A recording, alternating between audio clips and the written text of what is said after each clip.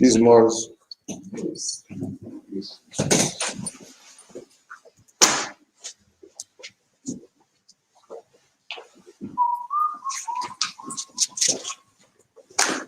I place the east, 5 on the left, 2 on the right. Allah, Father of the universe. Allah, Father of the universe. Father of love. Father of love. Truth. Peace. Peace. Freedom. And justice. Justice. Allah is my protector. Allah is my protector. My guide. Guide. My salvation. My salvation. By night. By By day. day. His holy prophet. His holy prophet. Islam.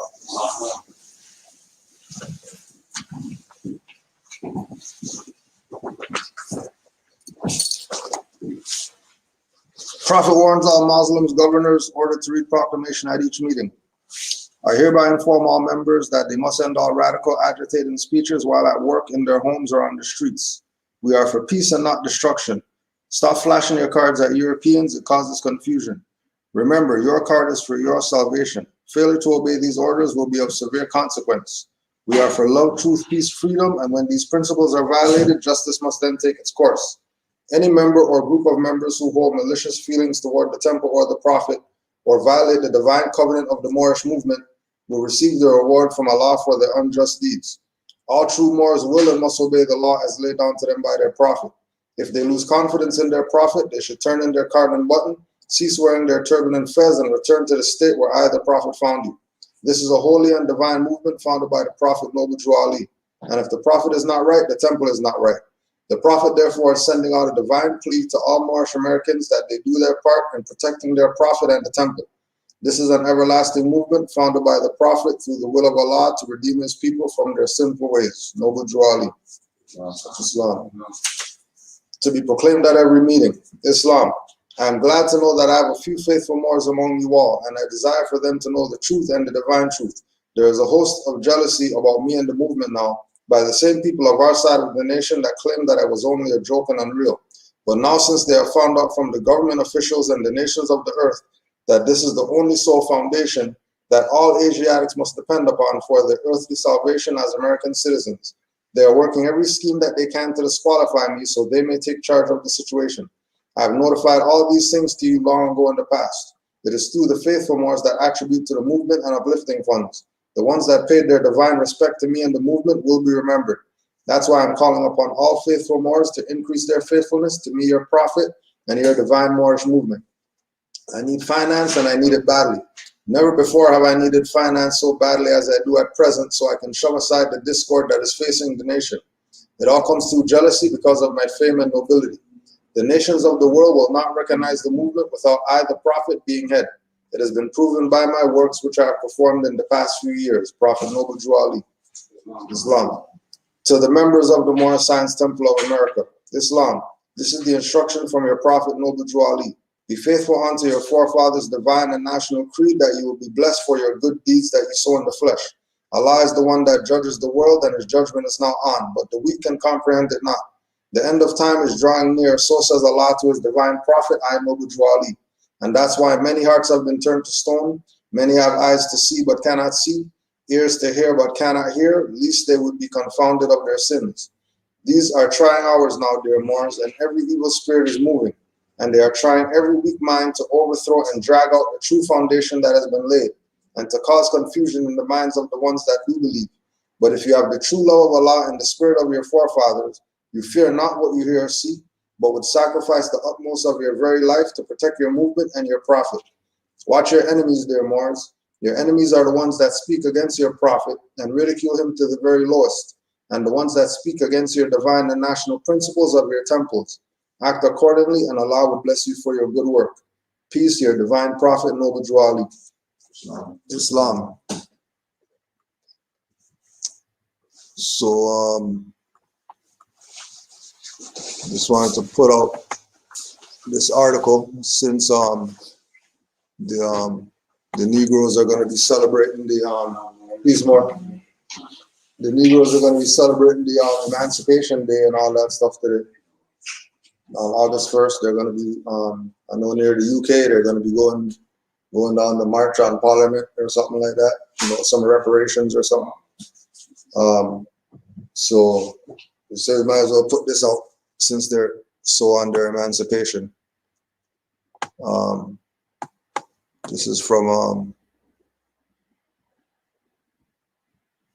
Victorious Living, pathos.com.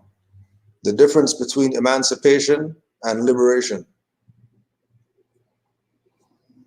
Emancipate, the transfer of ownership. The real heart behind the word emancipate is a transfer of ownership. The word has deep origin in that definition, transferring control from one party to another. In the case of the post-Civil War America, this is an extremely apt term. When the what the Emancipation Proclamation did was effectively transfer ownership of black lives from white owners to those black lives themselves. Crudely said, they are now able to own themselves, which has to be the very base level of freedom, the foundation of liberty. When my high school teacher friend talks of emancipation, he notes that emancipation is something that happens in-house, meaning it is something that happens close to home. We don't really talk about emancipating people of other countries. That is more about liberation, which we will get to in a minute. The other way we often use emancipation is when talking about surrendering paternal, maternal authority and giving a minor full ownership of their own lives. These are things that happen at home, close up in communities where rights and ownership are at the forefront. So the idea of them being emancipated and celebrating this thing called emancipation is the surrendering paternal, maternal authority and giving a minor full ownership of their own lives. Now, if they're a minor, how are they going to be owning their own lives if they're a minor, right? If they're a minor, there's no way that they can be responsible for themselves. Right? That's why it's a transfer of power, it's a transfer of ownership, because the minors who are marching up and down and wanting to get their reparations or whatever it is, that's why they can't get the finance, because they're minor. Right? They're minor. They know that, the people know that they're minor. The people who they're going and asking for reparations know that they're minor. So the whole point with what we're doing and proclaiming our nationality and all that is leading more toward the liberation side than the emancipation side, right? You know, and when you check the record of the emancipation, you'll find out that they've been claiming that that's what they're getting, but nothing ever comes out of it. There's never a finish line somewhere where all the emancipated people are like, yeah, we're finally emancipated. All they do is keep going and marching to Parliament, go march to the Senate, go march to the whatever, hoping that these Europeans are going to recognize their minor position, right? They're no different than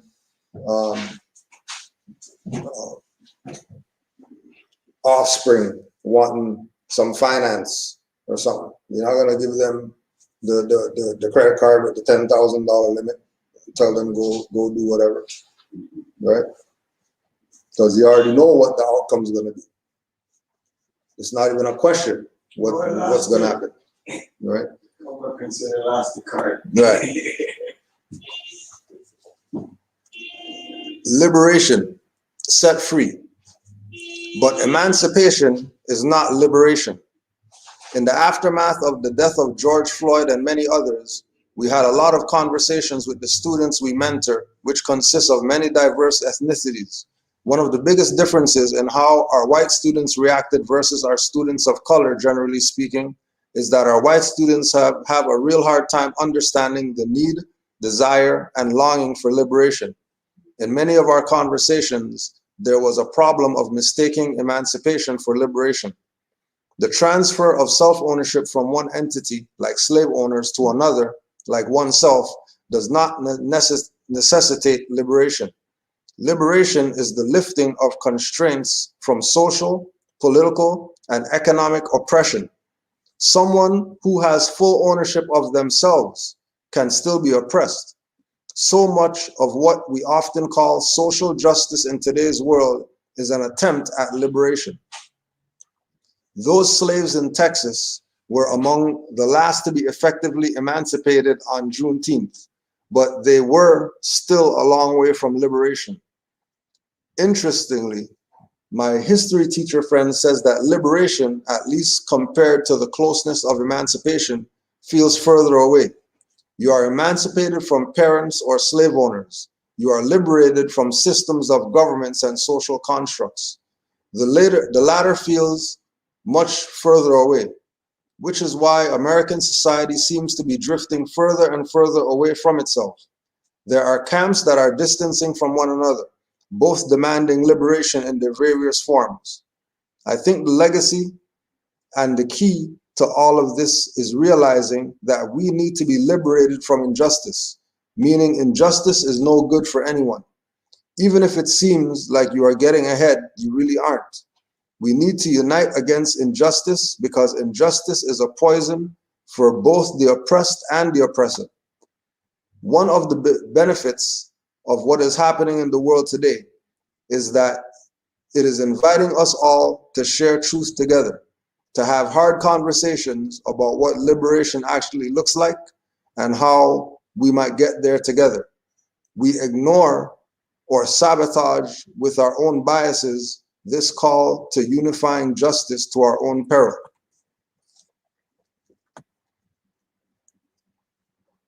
Any thoughts on that difference between emancipation and liberation?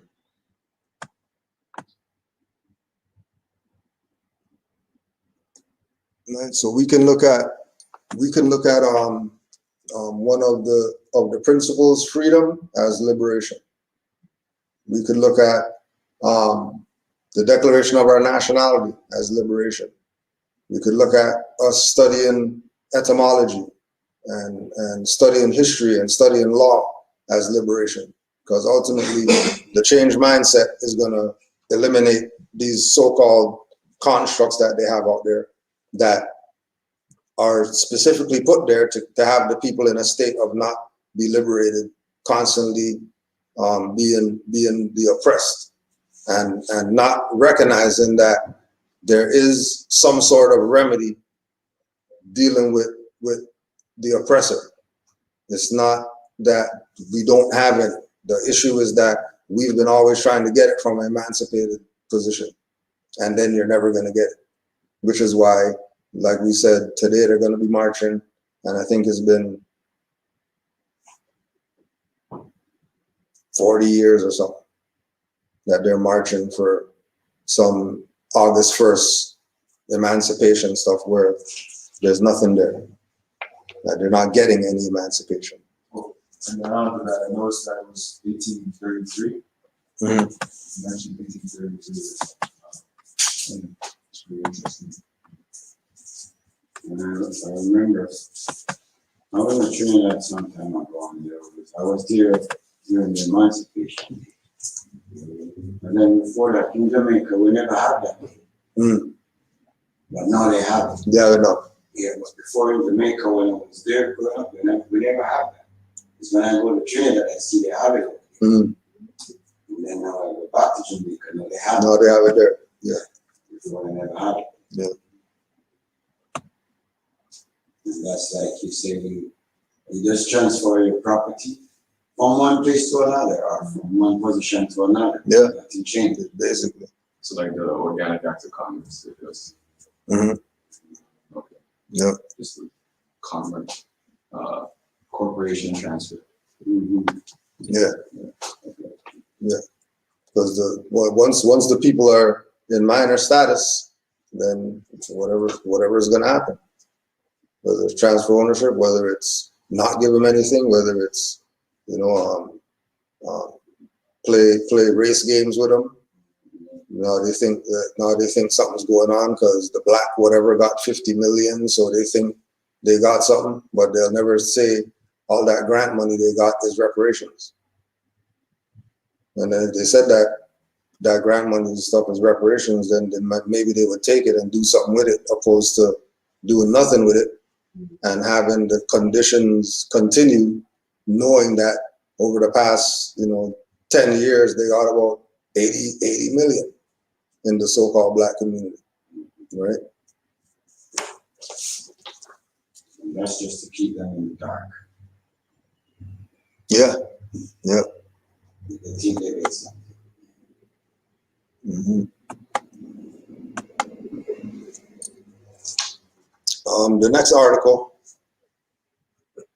is America's oldest civil rights organization, the Prince Hall Masons. The Prince Hall Masons are America's oldest civil rights organization. The American colonies declared independence from England in 1776.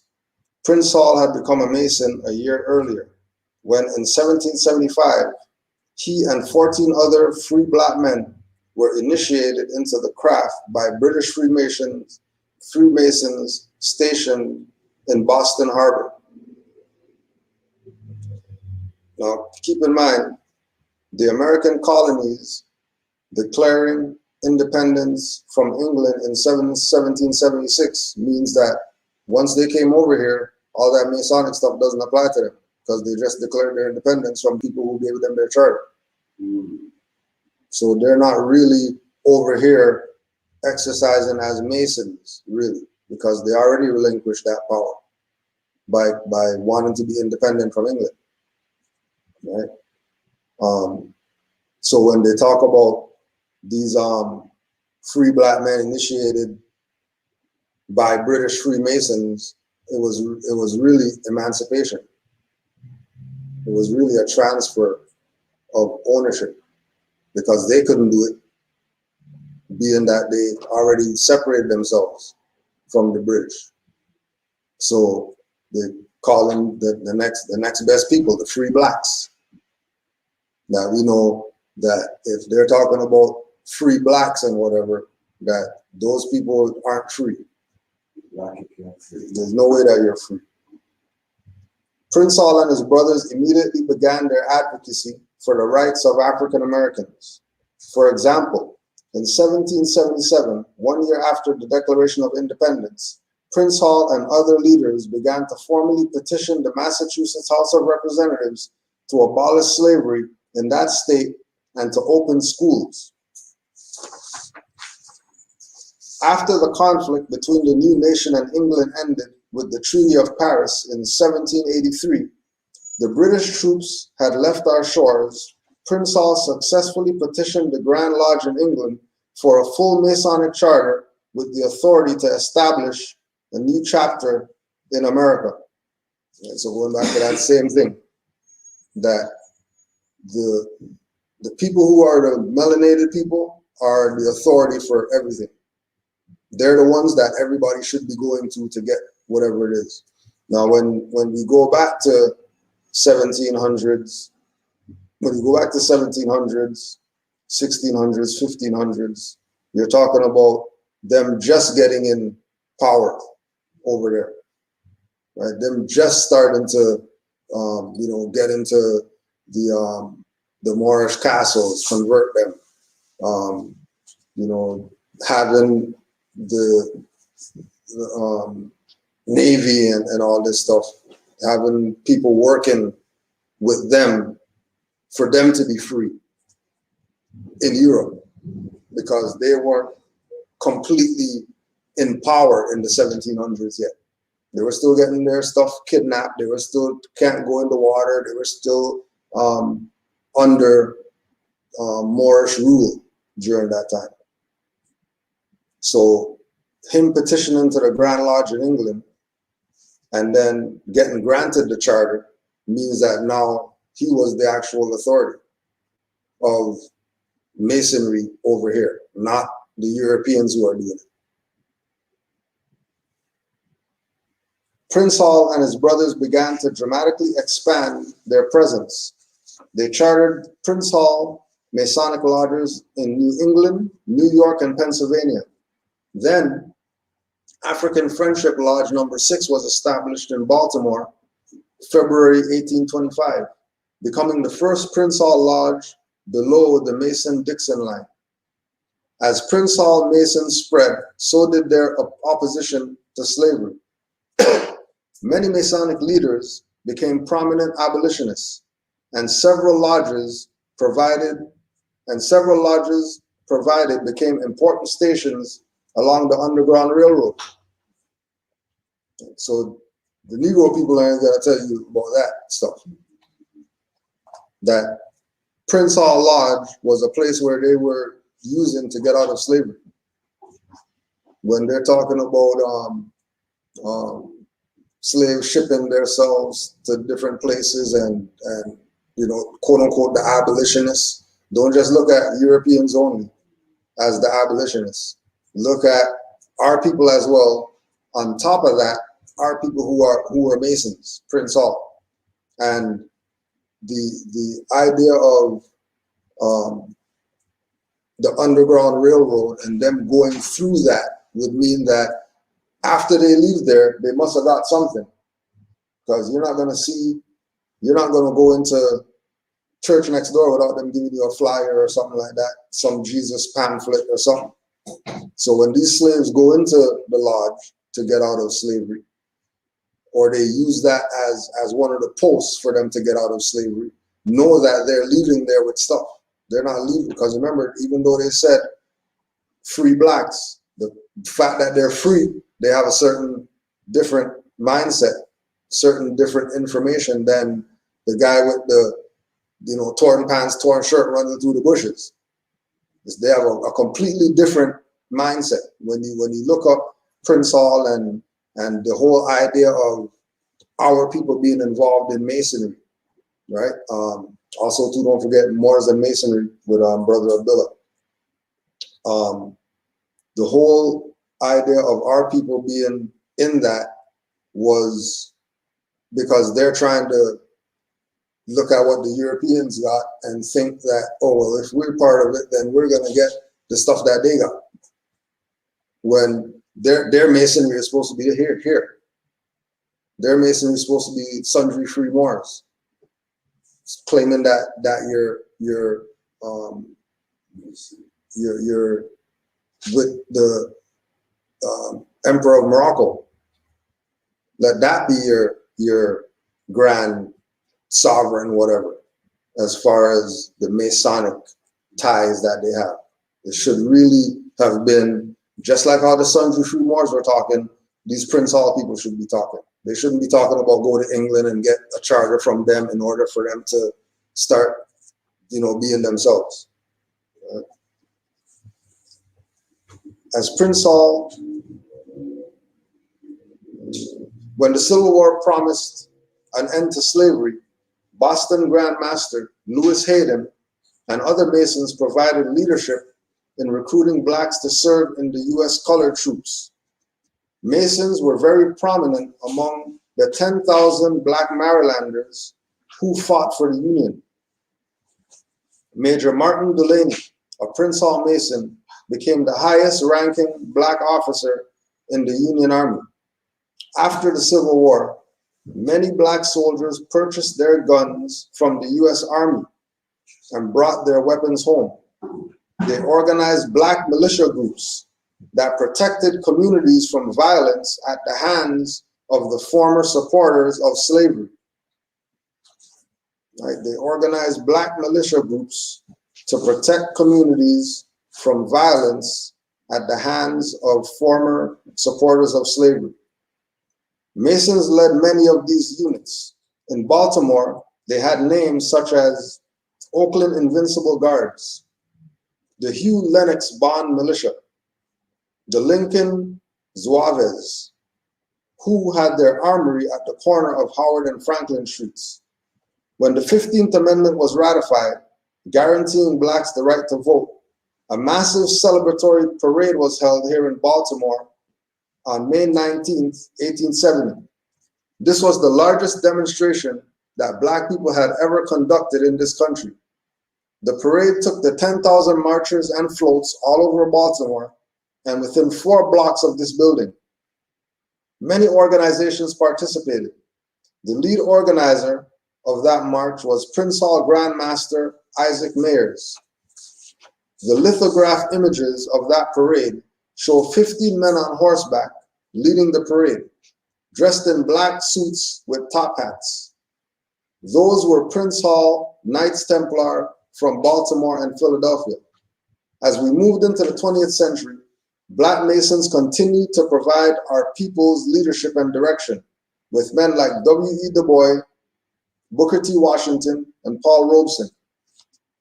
When we began to use the courts to secure our civil rights, the most effective legal advocate was a Baltimore Mason, Thurgood Marshall, who became the most important American lawyer of the 20th century. But Thurgood did not have to fight the battles alone. In almost every state in the South, he was joined by a local attorney who in most cases was also a Mason.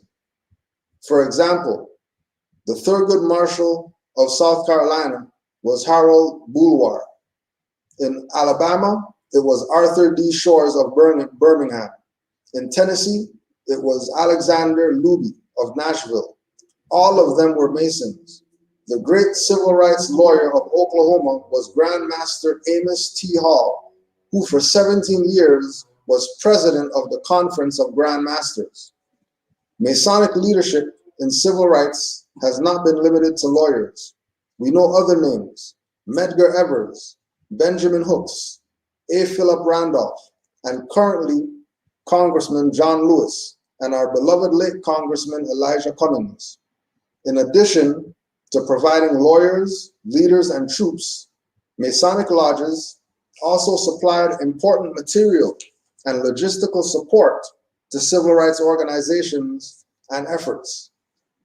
Many NAACP branches, urban league offices, and other civil rights organizations were housed in Masonic temples. So all the so-called Black, African, whatever groups, majority of them are renting or borrowing or using lodges as their meeting places, right? And again, the issue with the Masonry is not, the Masonic subject matter. It's what status do you have being in there? Do you have the status of the Europeans where you got the marble floor stuff, or you have some rundown,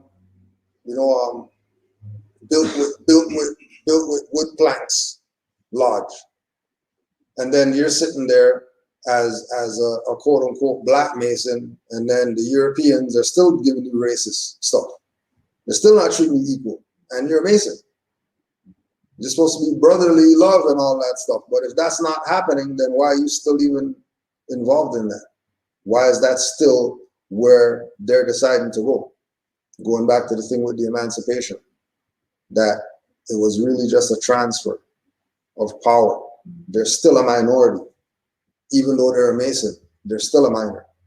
Even though they're a doctor or whatever, they're still a minor. Even though they're a judge or whatever, they're still a minor. Even though they're president of the United States, still a minor. Even though they have, all the finance and all the girls and all the whatever, they're still a minor. And them having that minor position is what the world is looking at as, well, why are we going to go help them? They're adults. Why are they still minors at this point? Which again is why majority of our people think go to the lodge. And if they think go to the lodge, they should be thinking, well, then go to this too. Because this is no different. We got fezzes. Lodge got fezzes. We got buildings with sign on it. Lodge got that. They have certain little perks that they get being Freemasons. We got our stuff that we get being Moors that other people don't have access to, right? In addition to providing lawyers, many some will remember the mimeograph and ditto machines. And yes, the Masons supplied money, lots of it. I have for the past 2 years been assembling the record of the extraordinary amount of money the Prince Hall Masons provided to civil rights organizations, particularly the NAACP Legal and Education Defense Fund. So far, I am up to more than 400,000 in just the 1950s. That would be more than 3 million in present day dollars. This money came from local lodges, Grand Lodges, the Conference of Grand Masters, and from Prince Hall affiliated groups, including the Eastern Star and Shriners. Thurgood Marshall frequently said that his work on landmark cases, such as Brown versus Board of Education, would have been far less effective were it not for the support of the Masons. Author Larry S. Gibson is a law professor and a Sovereign Grand Inspector General, 33rd degree of the Prince Hall Masons. Larry Gibson, who wrote this article. So all the black groups are tied to the civil rights movement because of them getting funded, them getting supported, them having leadership that were Masons. Not black slave guys decided to do some stuff to free their people. You're talking about Freemasons who were Prince Hall that realized we're not going to be getting anything. So 14th and 15th Amendment, when that was really crippling them, that wasn't really affecting them like that. Because remember, majority of these Prince Halls or whatever, in the public, they're civil rights or whatever. In the background, they're Prince Hall. And it wasn't until probably maybe like 50s, 60s that they started exposing that, well, you know, there's brothers and sisters who are, you know, judges and all that stuff, that they're Masons too, right? And again, the connection of the Prince Hall Masons and any type of black whatever movement is the civil rights. They're always going to go civil rights opposed to go human rights, always. No matter what it is, no matter what happens, what the situation is, they're always going to say civil rights over human rights. When they should be, if they're talking about Prince Hall Mason and all that stuff, and people are in lodges, then they should be dealing with human rights, because all those people know about the science of Masonry if they're in the lodge. It's not like they don't know. Brother Yusuf used to talk about this spot near Massachusetts where all the Masons go to go hang out or whatever, right? All the Masons go there to go chill. And when you go there, you realize that it's the mayor's boy or whatever. It's the school board, whoever. It's all the people who are in this, civil rights arena that go to this place, this after work spot or whatever like that. But when they go in there, it's about their little lodge links, not the community stuff that they were doing, not the school stuff they were doing, not the whatever. All that stuff is closed door.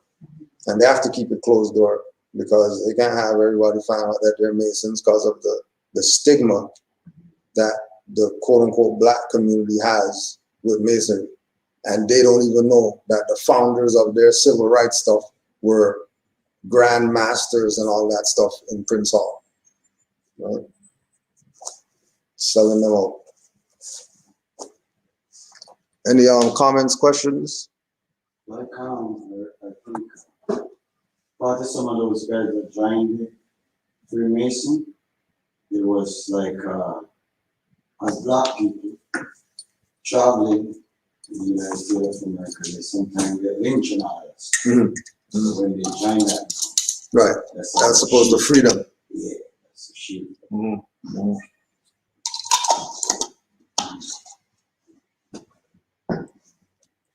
And that's what we're saying, that if they're gonna see that as a shield, then what are they looking at sundry free Moors as? If the shield is go be a Mason, and then people still getting lynched or whatever, and then sundry free Moors are gonna say, well, no, we're not even going there. Right? We're not even playing the Negro stuff. Forget the Negro stuff. We're under the Emperor of Morocco, so Negro stuff doesn't apply to us. That should be the position of all these Prince Hall. And with regard to Brother Abdullah, all these Prince Hall should be taking all their stuff back. If they had the right mindset, they're going to say, this lodge is now Moorish. Take off all these markings on our fezzes or whatever like that. Take down the Prince Hall picture, put Noble Jawali's picture up there. Stop playing around. Because they know, if they're Mason, they know about this side. They don't have fezzes and all that stuff, and they don't know about the Moors and know about Moorish culture and all that stuff. They have to have some level of connection to the Moorish paradigm, whether it's some secret thing, whether it's little classes that they go to outside of the Prince Hall thing. They might even know Moors. A Shriner. Right? I saw a Shriner in the store some time ago. And he saw me in my fez, so he greeted me and we started talking. He said, "Bro, I have mine too." He went in his truck, Range Rover, bring all his Shriner. At the range. Bring it in the store. At the range. Sure does. Yeah. But he's saying to me, what happened to your people?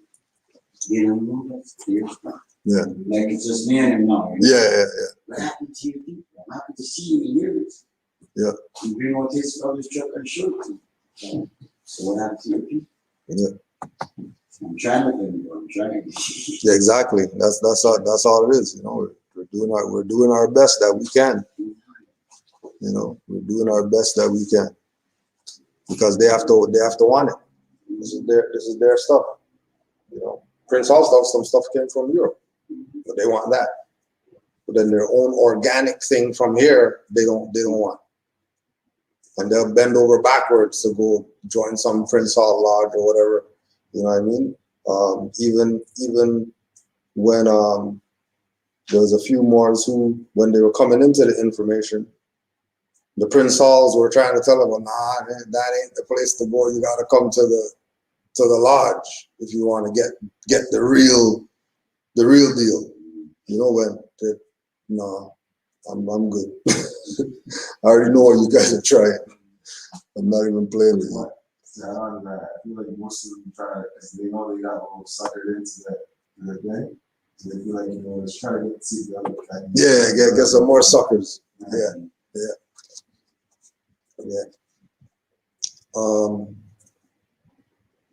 Spiritual warfare, the art of deception, the hijacking of spirituality.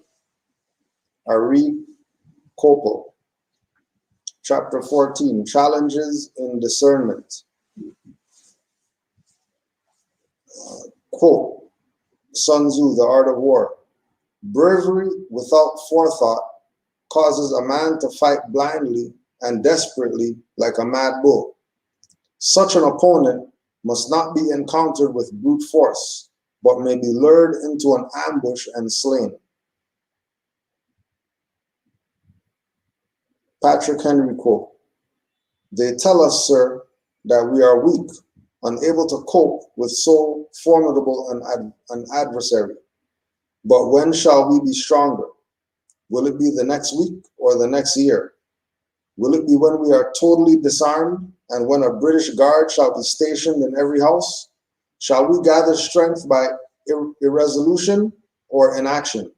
Shall we acquire the means of effectual resistance by lying supinely on our backs and hugging the delusion, phantom of hope, until our enemies shall have bound us hand and foot Sir, we are not weak, if we make a proper use of those means which the God of nature hath placed in our power.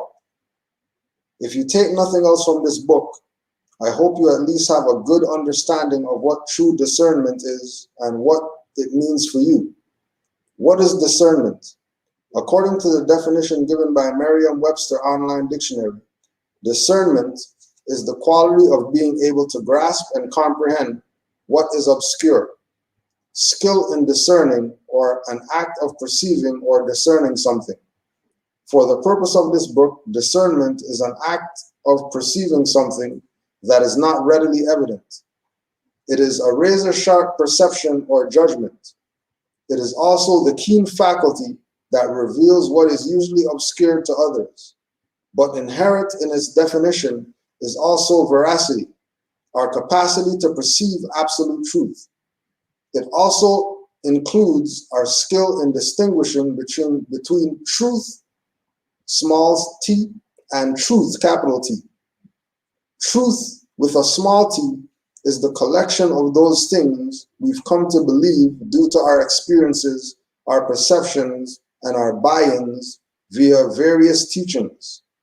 So the whole Emancipation, Prince Hall, join the lodge, whatever, the small t truth.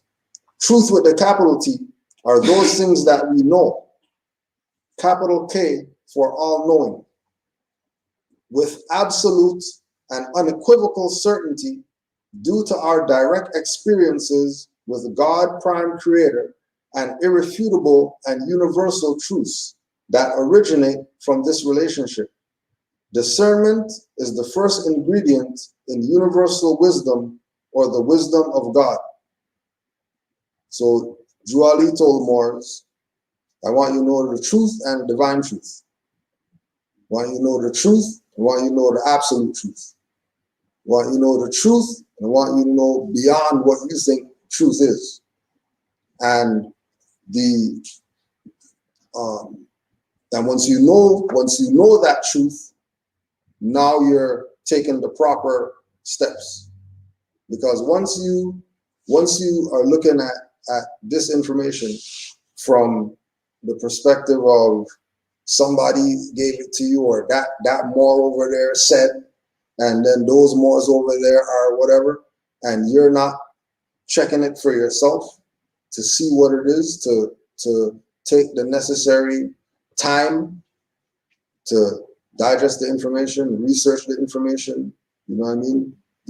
Fact check, double fact check, triple fact check, just so you know for yourself, right? There's not going to be guessing when you're in this realm.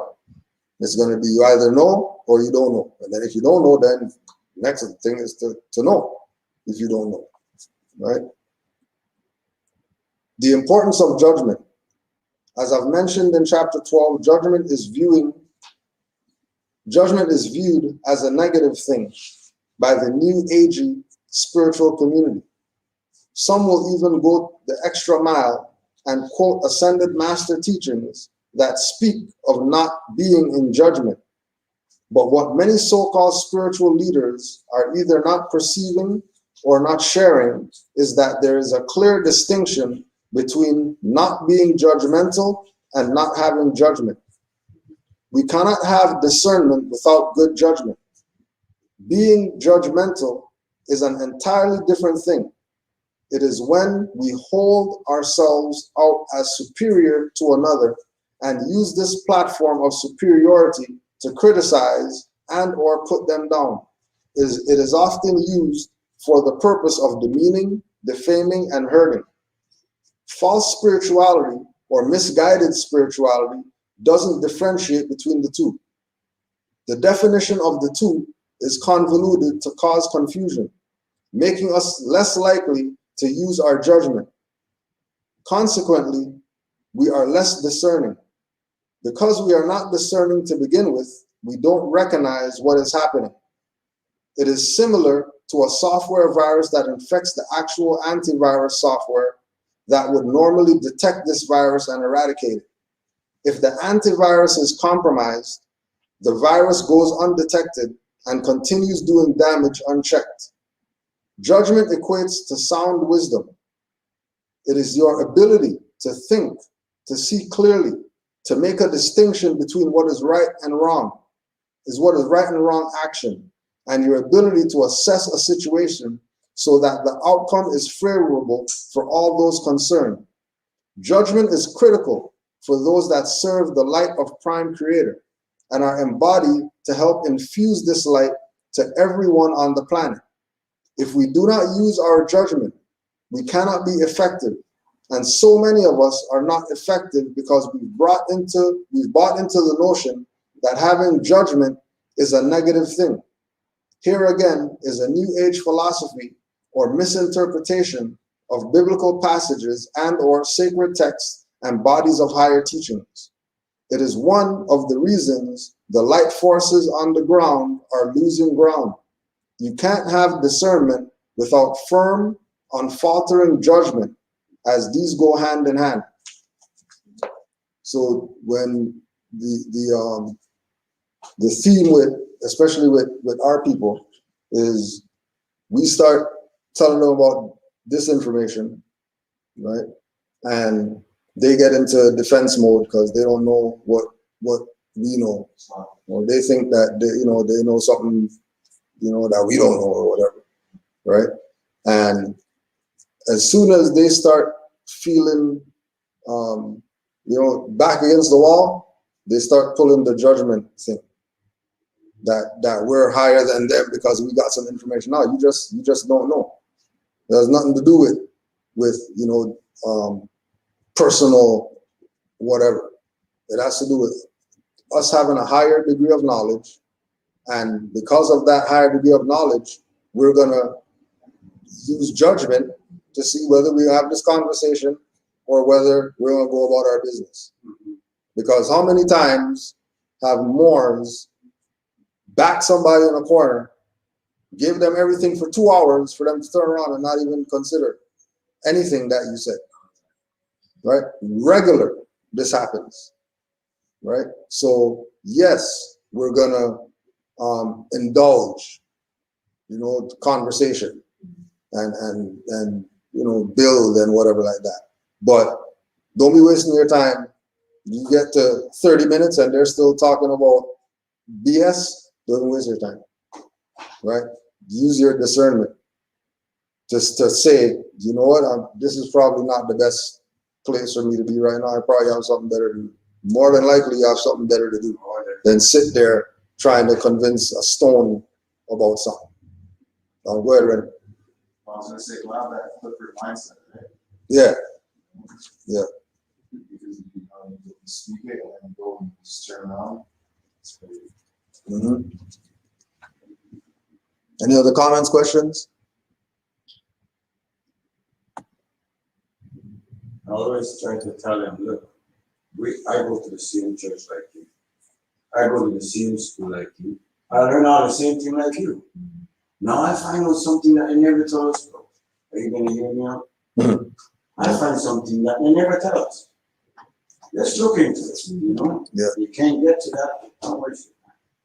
That's all what they're going to tell me. I go to church too. I go to the school too. So I know it all, like you say. But now I find something new. Just hear me out. If they can't pass, we're black. It's adjective, and a noun is a person. I can't go any further with you. You look for some babies on top because they're going to tell me that's wrong and not that.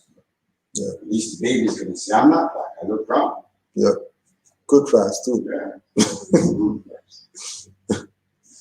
Any other comments? First sign in discerning. How do you become discerning? Primarily, discernment develops with continuous connection to the Prime Creator God.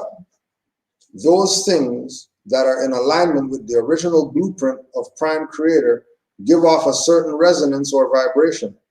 And those things that are not in alignment don't have this. It can't get any easier than that to detect what is of truth and what is not. The challenge is whether we're in constant connection with the Source Prime Creator to experience that vibration. If we're not, we will fall for the fakery every time, and we'll always be second guessing ourselves, right? So that's what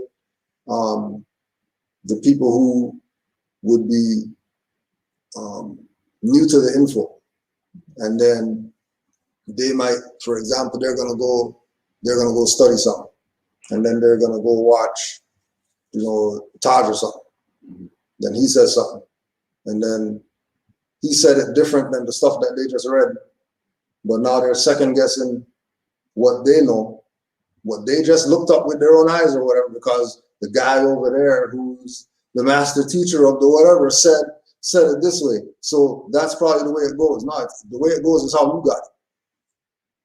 That's the whole point of you doing the searching and the researching and the fact checking and all that stuff, so that it's known to you. It's not going to be a thing where somebody's going to throw something out, and then now you're going to run over there because they said, and then that guy over there said, now you're going to run over there. And then the back there says something, now you're going to run, because you don't even have it for yourself what it is. Isn't the same master teacher tell you don't take my word? Right, yeah. There was one video where he made the child read it, and you read it, it's yours. Yeah. So Yeah. it's not coming from me. Yeah. And it's like George said, if I give you everything, I tell you everything, you're gonna take it and follow us. Yeah. Go right back to sleep. Go open all the doors. Exactly. When we're in direct contact with source, we feel a nudge in our stomach, in our gut. This nudge or disturbance is a warning sign, our first sign of discernment. Here is your warning center.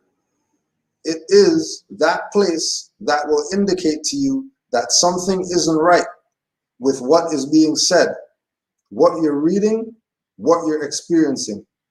Many of us will either, 1, discard this feeling, or 2, won't even feel it. Right? So when we got the call with the 10 grand package people, right? And we got sister, so how come you give up the finance? Didn't something tell you something? Something had to tell you something. Somebody says 10 grand for some papers, and then you didn't get the spidey sense going off. That something's absolutely wrong here, right? Even with your thing, you know what I mean? The idea of not using discernment, because we have this, or even with the thing with the judging, we have this thing when we come into this information that some people might not have to get strangled, punch in the face or whatever like that, because we're love instead of hate and all that stuff. Well, not if they're violated. Even Joali said, drop the world on them if you can't flee. So if you're not fleeing, then it's probably drop the world on them that has to be going on. Has to be. You can't take the position of, well, I'm not going to listen to the gut feeling. I'm not going to listen to the gut feeling tell me that something's wrong with this individual telling me 10 grand because they're Moors and we're all Moors and one happy family and all this stuff, when there's no happy family stuff going on. These people are directly violating. They're taking the position of violating. And once they cross that line, now you have to look at Holy Covenant even different. Is this individual my brother? Is this individual my sister? They're acting crazy, talking crazy like that, against what we know is, nationality is free. That Amor says 5 grand, and then nobody's not looking at them funny or checking them because of the same thing, not using the fact that, the spirit, the ancestors, the whatever, somebody's going to send you a message, let you know something's going on here. Especially in the timeline now where anybody could push live and put anything out there. Especially with regard to this information. People do that anyways with whatever. But when they're doing it with this information, it's absolutely different, right? It has to be recognize and analyze that you're going to have to start judging. You're going to have to start questioning things from top to bottom, regardless of who it's coming from, regardless of what source it is that it's coming from. Check it, double check it, call up some other Moors, get their thoughts on it, see what they think about it, because the illusion is getting thicker, right? People are getting more concrete in the fiction, and you see it all the time with different people that we're dealing with who are supposed to be of higher thinking or higher vibrations or whatever, that they're actually not really there like that. You know, they were saying about connection to source. We were talking about in one of the classes the other day about how many people that claim they know themselves, they know whatever, they don't even know their own breath. They never sat there and listened to their breath. They never sat there and still and listened to the cosmos talk to them. But then anything out here, they're running to, you know, chicken with their head cut off, when the focus should be on within. And when you put it within, then everything out here is gonna attract to you what you want. It's not gonna be you just going and getting stuff. It's gonna be, things are gonna be drawn to you because of your connection with the source, because of your connection with your ancestors, your connection with certain things that are abstract, that you're not gonna be able to point and say, oh, that told me or whatever. You know, car's gonna pass by and it's 777 and that's the sign. Plate says that, and you're just talking to somebody, just said 7, and then 77 passed, probably something you should probably consider and look into, right? When we reject this sensation, the sensation of telling you, the warning center, telling you something's wrong, when we reject this sensation, we are not giving ourselves credit for being able to tap into universal or God wisdom.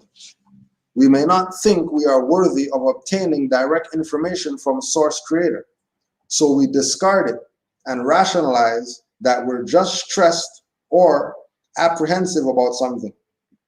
If this is the thought process, then we are correct in being apprehensive, as apprehension is our indication that something isn't right. And for us to take time to reflect and analyze the situation carefully or quickly get out of the situation. This intuition is a sixth sense, if you will. One that tapping into the realms of absolute truth and light and providing feedback. When we are continuously in direct communication with Creator and obtaining our information and wisdom from there, as opposed to the external world, this type of discernment is spelled with a capital D, discernment. It represents the absolute truth, certainty, and or knowing that can be obtained. And also too, this is a side note. There's different Moorish jurisdictions that are talking about right names in lowercase now. That's the thing now, right names in lowercase, right? Keep spiritual warfare in your mind when they're talking about capital T for truth and the small t, capital D for discernment and small d. The same thing with the Cujo capital K and Cujo lowercase k. As soon as they start talking about write your name in lowercase, write your title, write your appellation, whatever it is that you're writing, everything's in lowercase. Know that it's warfare that they're presenting to you, so that when you go out to fight, your stuff is dull, right? You have a shield with a hole in it, talking about block something. It's not going to work, because there's a reason why things are capitalized and things are common. That's just grammatic, because we're speaking English. So there's a certain way that things are going to go. You're not going to change You're not going to change the rules to accommodate your inconsistencies or your disability, right? People, for example, with doing the lowercase is they're trying to create some public-private whatever like that and make it seem like there's two sides of the no. There's people who are criminals and there's people who are doing righteousness. Which one are you with? Are you with the people who are for the betterment of humanity, or are you with the people who are against it? And most of the time, because of the Stockholm syndrome, majority of people are against the righteousness and with the foolishness because of ignorance, not with the foolishness because they're down with it. They're with it because they haven't fact checked. They haven't done any work whatsoever to qualify whether. Well, hold on a second. If we're speaking the English language and you're writing stuff in lowercase, and then you're trying to tell me that I'm free because I write stuff in lowercase, that's not really right and exact. Because when we check God, they're not going to put God in the lower G. They're not going to put Allah with a lower A. And why wouldn't they? If it doesn't matter, they should put Allah in the lower A. Never see the supreme being, even with this, talk about prime creator and source creator, capital S, capital C, because they're being specific as to what it is that they're talking about and how you're supposed to be looking at it when they're talking about it, right? But yeah, that came to my mind because of all this capital common stuff that they were talking about in there. Causes for non-discernment. When we're facing possible danger and we don't experience the nudge in our stomach, we may not be in tune with that part of us that is in direct connection with the divine realms. It is similar to our radio not being plugged into an energy source. What are some of the causes for not being discerning? This problem is critical to get to the bottom of, because it is the reason that many of the light forces in a current embodiment are being compromised. Remember, this is a spiritual war, and the other side is not fighting fair. If we are not aware of our weakness, the opponent will find and exploit them. They do this every day. Being non-discerning is probably the biggest weakness we have. It is our Achilles heel. Here are some of the main reasons we're not discerning. Lack of spiritual confidence or feelings of unworthiness, expectation that others, i.e. the spiritual industry, will provide correct information and truth, spiritual eagerness or ascension eagerness, emotions, clouding of judgment, disconnection from source or God, obtaining surrogates or substitutes, attachment to outcome. So what are some of the causes of not being discerning? So lack of spiritual confidence or feelings of unworthiness. The whole thing with our people being classified Negro, black, colored, everything else, so you could feel unworthy. So you could feel like you're nothing. Call you minority, so you can feel like you're nothing. Nigger, what? So you can feel like you're nothing. Say that you're a slave, came over here on some ship or whatever, so you could feel like you're nothing. All these things are done that we think that they're doing these things as an attack on us, but really they're doing it in order so that we're not discerning. They're doing it so that we are not going to be in consideration. We are not going to listen to the spidey senses or the gut instinct that tells us something's wrong here. We're just going to blow over it because, well, it doesn't matter, or that wasn't meant for me, or that wasn't my message. Every message is your message if you receive it, right? Expectation that others will provide correct information and truth, right? So, for example, they see we use Taj again on House of Reawakening Minds. So now they think everything on there is credible because he's on there. No, it's not. Just go check all the other people on there. And you find so much holes in their stuff that they're presenting, you have to ask yourself, why are they even letting these people on the platform to talk? Like, why are they even on here?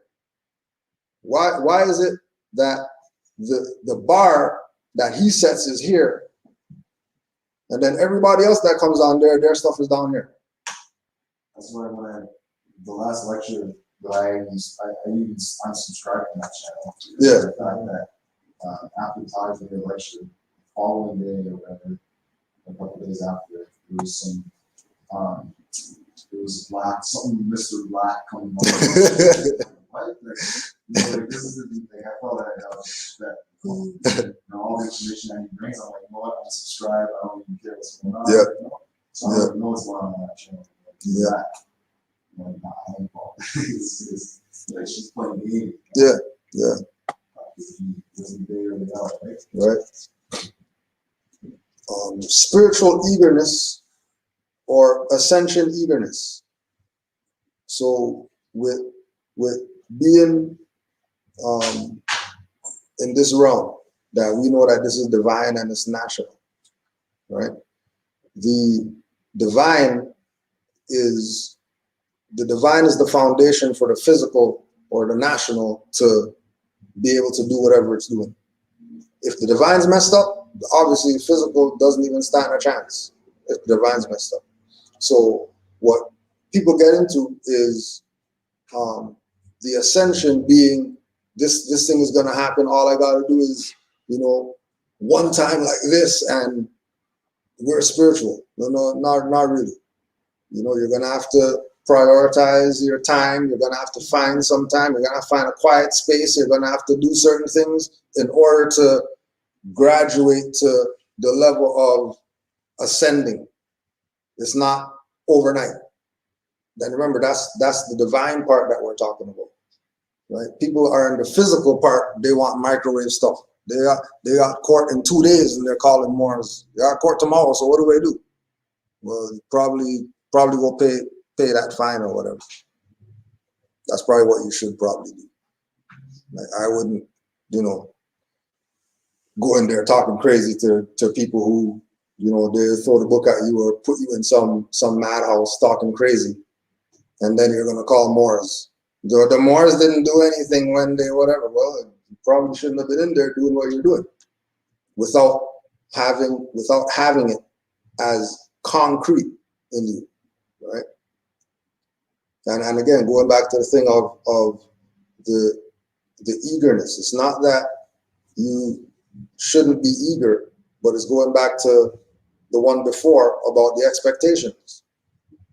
You can't one of the things in metaphysics is that you can't expect it. You can't put the energy out, oh, I want 1 million, and then you're waiting, checking the clock, when's the million coming or whatever like that. It's going to be the most unexpected circumstance that you get hit up, right? No different than when we were at the other temple, and then the more came. I've seen this more in 5 years or something like that. Just came in, dropped $5,000 and left. And I've never seen him since that.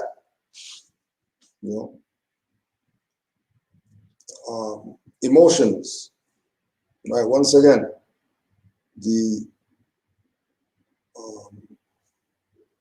something other than divine truth being what's guiding you or moving you forward, right?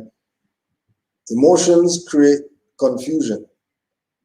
So if you deal with truth, you're going to be less confused than if you're emotional. If you're emotional, just like they were saying in the beginning,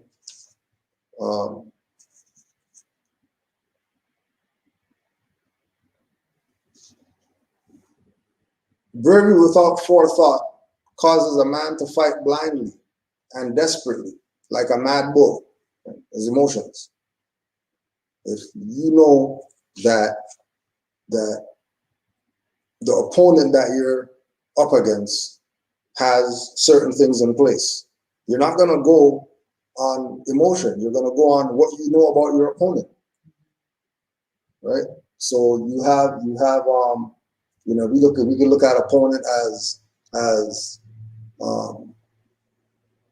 somebody challenge you on your position with regard to the Moorish paradigm, right? And you know, opposed to using discernment and saying, forget this conversation, right? And talking to these people, you know, they're gonna do their little jab thing. Like, you know, the Moors are the slaves, and the Moors are the slave masters, and you know, Noble Ali is a cult leader, and he is circus, whatever like that. And then you're sitting there with them on the emotional aspect of it, opposed to the fact that they obviously don't know what they're talking about. Ain't nothing to have a conversation about with these people, right? Clouding of judgment, which again goes back to earlier what we were saying with judgment being part of discernment, right? Disconnection from source or God. Again, the concept of source and God being within, and the way that you're going to attach to that is through breathing, not praying, affirming, or holy books or anything like that. It's going to be you and yourself is how you're going to know God best. You're not going to know God best from some external thing telling you what God is. Obtaining surrogates or substitutes, right? Going back to what we were talking about with House of Ram. That's a substitute. You could just go watch Taj stuff. You don't need to watch it from there. Why even go there if he has his own stuff out there, 20 years worth of stuff out there, more than what they're presenting, right? Attachment to outcome. That's again going back to the spiritual eagerness, the ascension eagerness, that you know the outcome that you want, but you're focused on the outcome, not getting to it, right? Not the steps that it takes to get to the outcome, because that's part of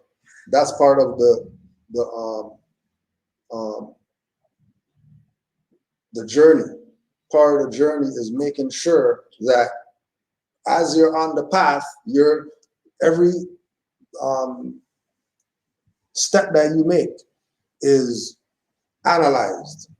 The things that are around you is analyzed, so that when you get to the outcome and you look back at where you came from, the outcome means something now, because you know what it took you to get there, opposed to, well, from here to over there and not looking at anything in between. Then you might just run out there and get hit by a car or something like that, right? Because you're too focused on getting where you want to go, opposed to the path it takes to get there. Any comments, questions? To piggyback off your idea. We'll come back instead of piggyback. Oh, sorry. It's all right.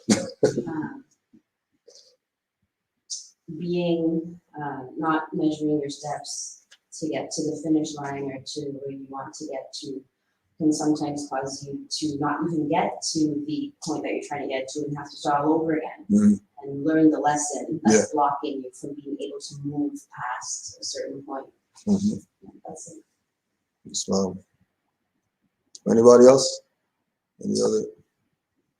You had something? No, I was gonna say, like right in line, like years ago, I was like in high school. Like I was saying, blocking the path, and you start taking that path, and take a shortcut. Like perfect example, and I'm navigating, and there's a long line. Like there's no way I'm waiting the next car I want to see the next thing turn red. So I decided to cut through the plaza. And cut through the plaza, there's a car coming in. No, there was a car going, but I was turning. I don't know how it happened. I forget how it exactly happened, but me taking that shortcut got in an accident. Yeah. Right? Instead of just waiting. Slow and steady wins the race.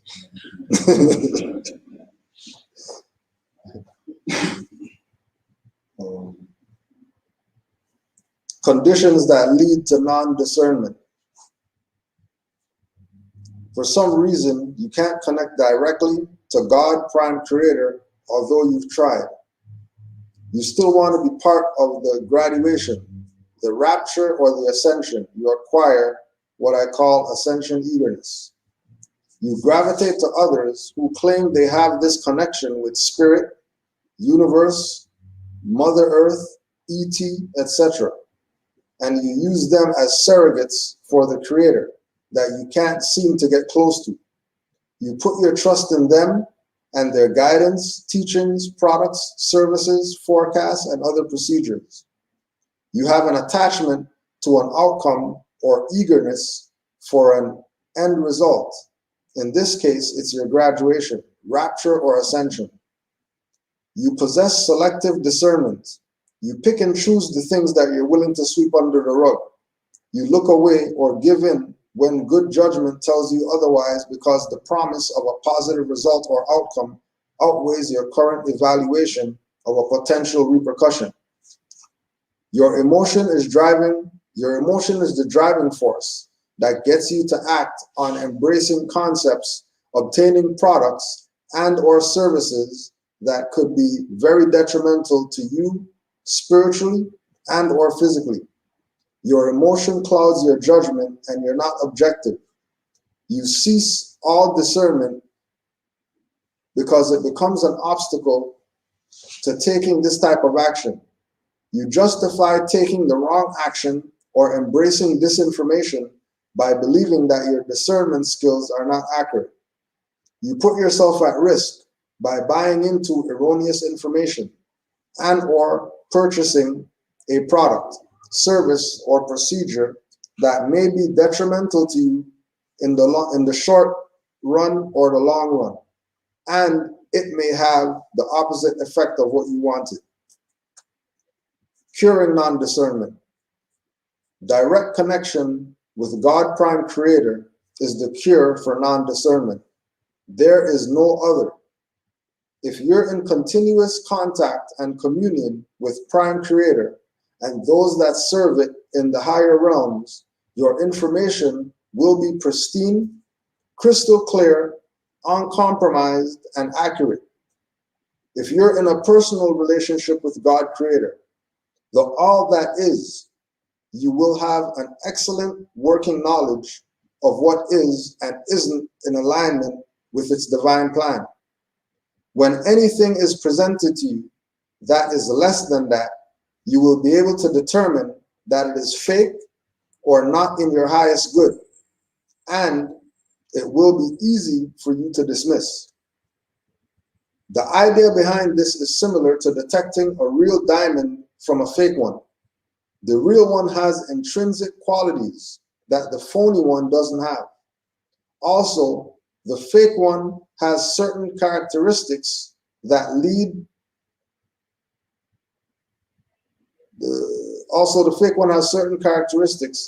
can be observed that give it away as being fake.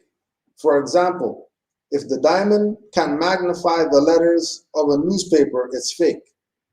If you can fog its surface with your breath, it's fake. There are many other detection methods to determine a facsimile. However, it is best when we can ascertain the characteristics and qualities of both the fraudulent and the real one. So with that in mind, your discernment skills are enhanced when you can identify the deceit and recognize what is truth, especially what is in alignment with God Creator. Also, the next time you encounter an eager salesman or saleswoman, observe his demeanor and behavior. Watch this intently and study it, as you may need it later on in life to determine when you're getting bamboozled and sold something you don't want or need, including false spiritual concepts. A disingenuous salesman will display the following behavior. And then you could put these things relative to you're going out doing research or whatever, right, in regard to this info, and it's not from the aforementioned reputable sources, that you base or you judge these individuals on these things right here, right? He finds out what your hot buttons are. He will engage you in a lengthy conversation in order to extract from you the information he requires to determine your needs and weaknesses. He's probing to find out what you're emotionally attached to or what your desires are. And he plays on this, using this knowledge to manipulate you. Right? So the hot button topic. So you have individuals that know that somebody's desperate because, same example, they got court in 2 days. So they know that, well, okay, this person has court in 2 days. All I got to do is talk about stuff that I did in the court and then just put a price tag on it. And they're gonna pay because they're in a sense of desperation.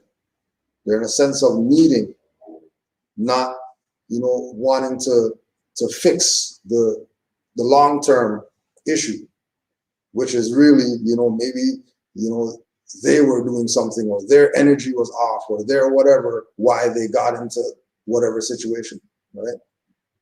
So when we always talk about how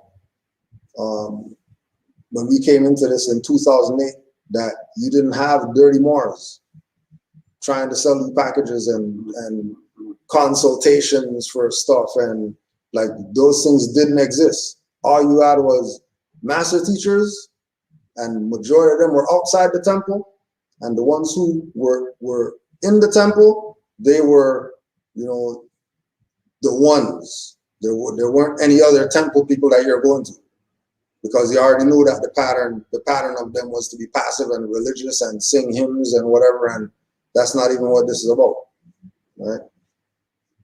He exaggerates the features and benefits of whatever he's selling you. He even creates mental pictures for you so that you can visualize yourself using the product or services. He uses embellished terms and he fluffs up the information. Sound familiar? He's usually controlled in his delivery, so he's a smooth talker and a charmer. He's also like a chameleon because he can adjust the pace of his speech, tone, and demeanor to match yours. He does this so that you like him and trust him because he knows that many people identify more with those that are similar to themselves. He's good at reading body language and reading between the lines. Therefore, he's figuring you out and formulating strategies of how to sell you to manipulate your decisions. He will tell you what you want to hear, even if it's a lie, and even if it's not in your best interest. He's there to serve himself, and you just that opportunity for him. Why is this of importance? By understanding the mechanics of those things that can hurt you, you can avert them when they confront you. So if you're not familiar with the techniques of a slick salesperson who's only looking out for himself, you will find that you've bought the farm or a product you can't use, don't need, may be detrimental to you in ways that may be evident at the moment. Now, if you also study the characteristics and qualities of the genuine salesman, one who is honest and helps you reach an intelligent decision, you will probably not fall for the con artist again. Studying the opponent's strategies is no different. Therefore, you should learn about how they create the deceit, as this will give you a clear understanding of what these forces are capable of doing and how they implement their tactics. But more importantly, you must know what is genuine. For example, a well-made counterfeit bill can deceive the general public. The creation of these fake bills is getting more sophisticated every day, and it's a big problem in our society. Right, and again, that's Spiritual Warfare, The Art of Deception by Ari Coppell. And this was the chapter on challenges in discernment. So let us open up if anybody has any questions. or anything else, you could put those out right now. Even if What does it's, it mean when they put on? You see that the name, someone's name, they put it backward. you mean like the last name first, Yeah. the last name first and the first name last? Yeah, something. Yeah, some of that is culture, because culture, different cultures, because there's some cultures they go by family name first. Okay. Like, that's how you know who someone is. It's not by their name that their mom gave them. It's the name that they've been carrying for the past 500 years. Is how you know them. So they would say the last name first in certain cultures, even in writing it. That's how they would just write it. Last name is first, and then the first name after. Even in business, you would say, dealing with the phone company or whatever. When you do your letters, I mean, it comes backwards. Right? Yeah, I mean, it could also be part of the business practice, right? In order, because they know that they're not dealing with people. They know they're not dealing with, just like they would say all caps. They're writing it all caps. They put it backwards. They'll put it with first initial, last name only, whatever, and all of it is just to get you to respond. Okay, where I'm getting at is that I do business with these people, but I already told them, never you put my name in all cap, but it doesn't come in all cap. Yeah. But they put the R and the B before the New R. Yeah, yeah. But it's not all cap. Like how they write it, Yeah. how they put it is not in all caps. No. Yeah. No, it's not enough. Yeah. See, I told them you cannot put my thing. You better put. See, they put it backwards. Right. Yeah. That's how it comes in the mail. Yeah, like it written like that. I wouldn't look at it as that's just their policy. Yeah, because the main thing is that it's not all. That it's not at all caps. I'm a person. Yeah. Yeah. Right? Whereas maybe even somebody else who has business with them, seeing theirs like that and see how theirs is written. Okay. And then seeing if there's a difference. But it might be that's just how they do it. You know what I mean? It could be in their database or whatever. They put the last name first because that's how they, it's no different than with school. With school they go last name first and first name after. So one time I was talking to one of the guys about it, and then he said I have to roll it like this way, the document, and then when it goes in your system, it go back the other. They put it back the other way. Yeah. Like if I write it backwards and give to them, Yeah. when they print it out, it's gonna come the other way Right. properly. I don't know how it works there, but as I see, it's not all caps, so Yeah. we have an idea. Right. Yeah. That's more. It's more of that than how they write it. Yeah. Once it's spelled correctly, however they put it, that doesn't. Once it's not in all caps. No. Yeah. So, my brother, the writing of the name is cap, then lower. Yeah. Yeah, because I was watching something, and so I say when I come on. Yeah. That's why Yeah. Who was that? Who was that? Like Tajiri and them? No, I think it started with that some guy. Okay. Yeah. The idea of the lowercase or doing that amongst our teachings is new phenomenon. That's not something people been doing. That's something that just popped up. Because it was showing on the lights and everything. Yeah. But you said, look in the mail, the mail that come to you. Yeah. It's cap lower. Yeah. Cap lower. Right. So I said, Right. I listened, but I'm like, Let me run it by the Yeah. You could even just use all the stuff that they give you in your wallet. Yeah. You see, all that stuff is in all caps. Yeah. You know. So like when you go this and I don't put it like that. Yeah. Well, it was just like with Noir's situation. They're not switching it. That's what the standard is. Yeah, you know, that's just how they do it in order to get you in the jurisdiction. Yeah. You know what I mean? Because they know, especially with things like court and stuff like that. You know, because they know that the body coming in there might not be what they have on paper. But if they can get you to think that what they have on the paper is you, and you're not questioning them on, well, how come you wrote it like that? If it's me, it should be written like this or whatever. Then they get you in it, you know. Or when you have they always do it on the forms where they say print here. Yeah. You know? They always tell you at the top, print your name in black. Don't use blue, don't use red, don't use orange, don't print in black. And then you fill out your stuff. They give you the boxes or whatever like that, and then you put everything in all caps, submit it, and then you get back your thing in all caps. But even if you wrote it lowercase or upper and lowercase, you're getting it back all caps, because that's how they're going to be dealing with it. Because that's the only way they can deal with it. That's their jurisdiction. Yeah. They can only deal corporately. They can't deal with humans.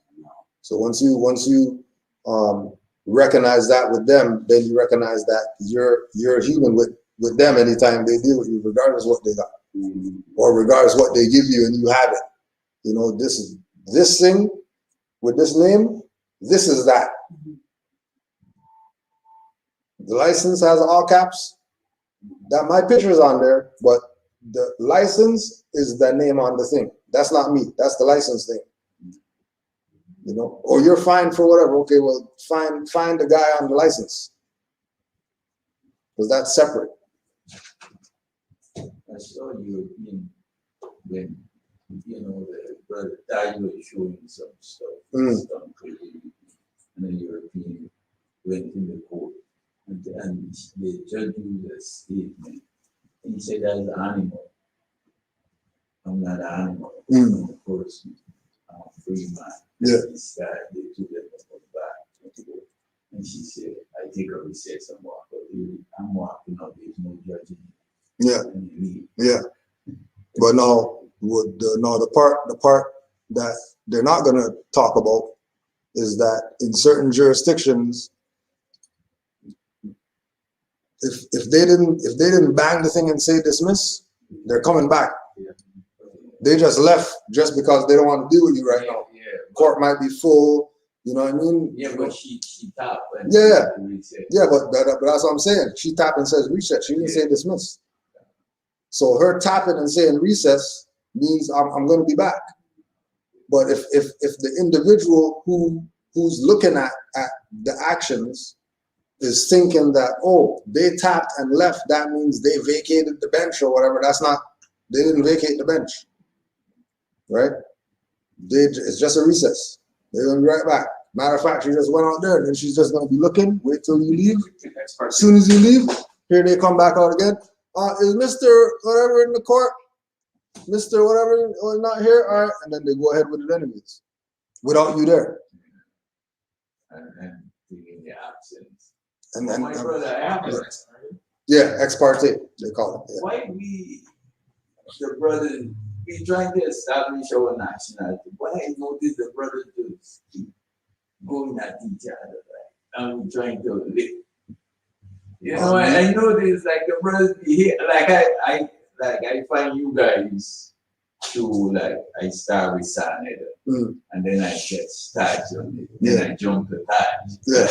Yeah. Then from Taj I see Samir, so I jump to Samir, and then because I know I used to pass you guys over that. Yeah. Right. So Right. These guys leave. Yeah. Right. Yeah. And then So I hit some website every day and I get some. Yeah.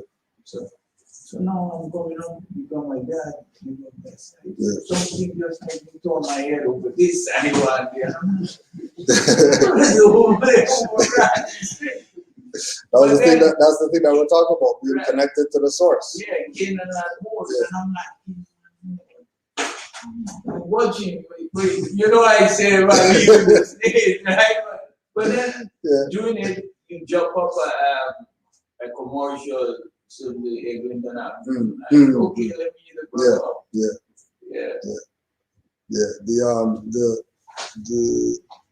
The division is something from Drew Ali's time called the Great Schism.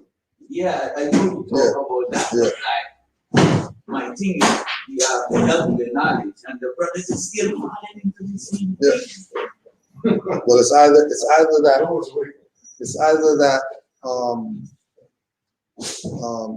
that they're lacking knowledge, right, or they're directly against everything. But that just know you were talking about the same thing in the that's right, bring it up. Yeah. When you were talking about this one.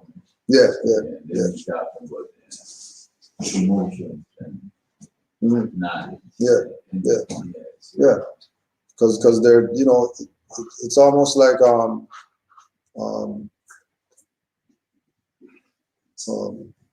bunch of guys wearing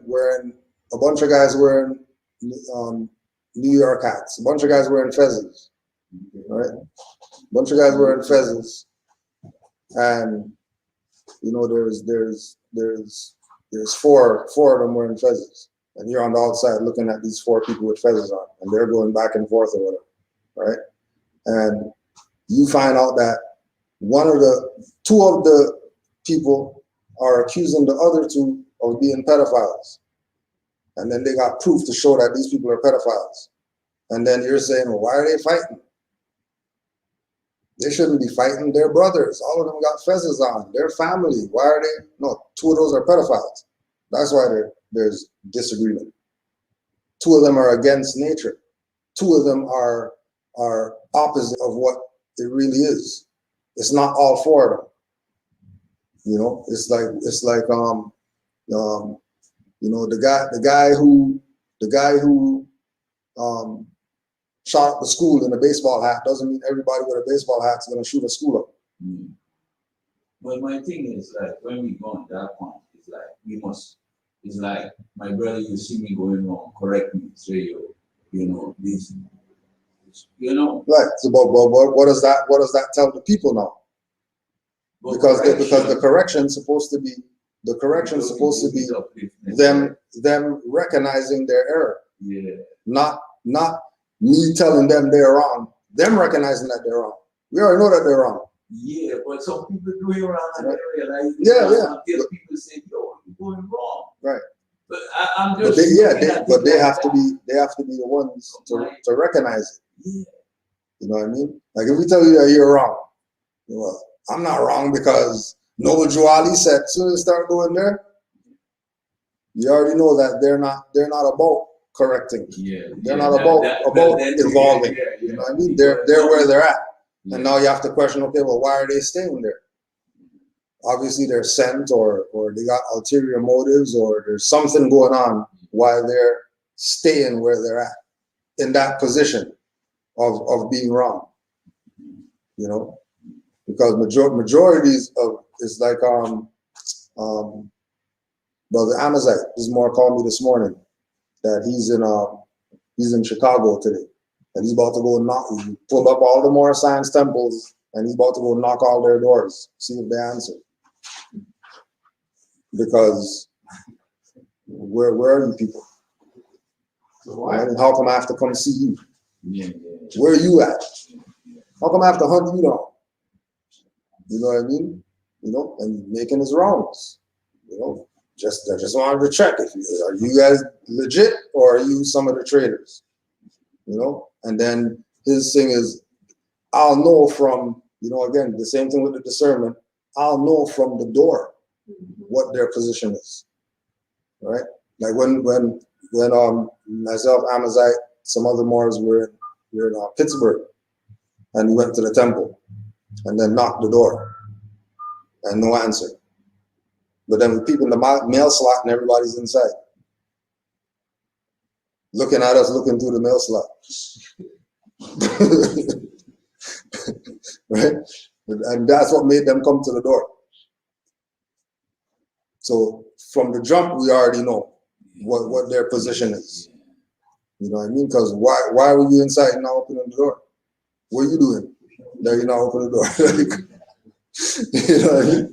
You didn't stick the head out, nothing like that. You just stayed in the back, we'll just pretend like this is closed. You know? And the more I look in the mail slot, I'm like, there's people in there. Like, nah, ain't nobody in there. So everybody's looking in the mail slot now.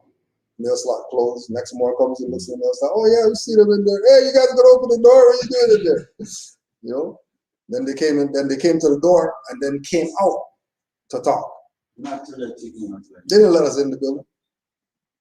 Now, why wouldn't you let us in the building? This is more Science Temple. Yeah. You know what I mean? Like this is what it's about. You know, we're Moors. We got fezzes on and stuff. What's the problem? Oh, no, we have a meeting coming up or whatever. Two of you guys inside. What meeting you talking about?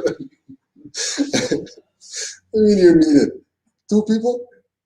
What kind of meeting is this? You know. But that's and like we said in 08.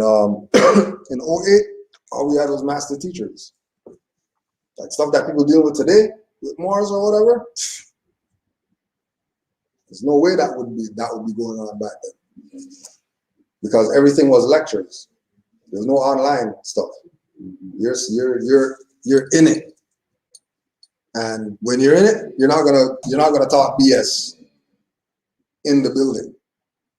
You know what I mean? They're gonna do that stuff online all day, every day. You know, it's just like they say, they talk crazy about Noble Jewel and say, hey, what's your address? Talking crazy about the prophet. So now I'm gonna give you my address or whatever. So you're talking crazy, you know. So you're confident in your position. You know, how about we come check you and you say that to us, to our face, that Noble Jewelries or this and that or whatever. Oh, I see you Moors, you are violent and all this. Please stop it. But like I was speaking something, you can enlighten me with it. When Noble Jewelry, the prophet, went to the meeting in 1920. The Pan American Conference, yeah. In Cuba? Yeah. And then they realized that sovereign, these people are gonna come back in and hold the cooperation. Yeah. And everybody run away. Yeah. That's why they had the Great Depression. Mm-hmm. Yeah. Right. That's why they had the Depression. At that point, everything was supposed to go back to the Moors. Yeah. Right? Everybody who was classified Negro, black, colored, or whatever was supposed to have the awakening that, oh, this guy went to the Pan American Conference and whatever. They recognize him. There's no questions. All the other nations recognize him. And they put Yeah. another thing too. They come up to the board certificate. Yeah. But remember too that like they were talking about in King Alfred plan, part of the idea is to make sure that they rewrite the history. So they rewrite the history and say Great Depression, but they talk about 33. They don't tell you about 1929. Because they talk about 29, then you have to deal with 29 to 33. Yeah.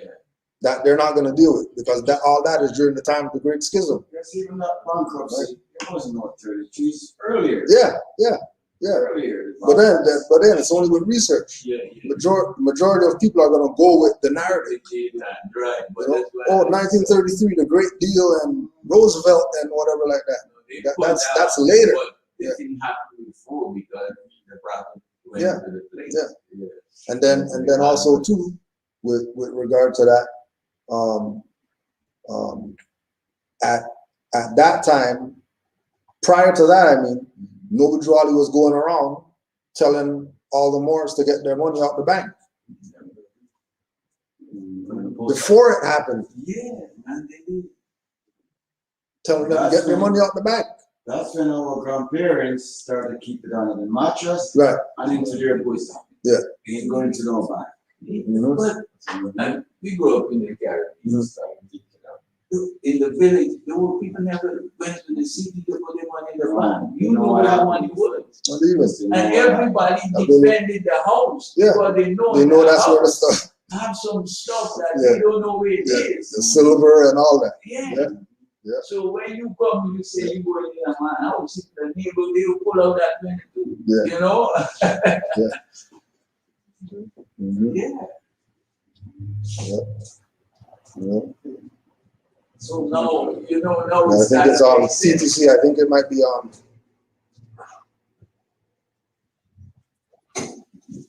Yeah, I think it might be for the church or probably upstairs. I think it's wheel strands. I think it's for the church next door. Hey, you know what's interesting, my friend, I'm Greek. And when I was in school in Greece, we were talking about Egyptians.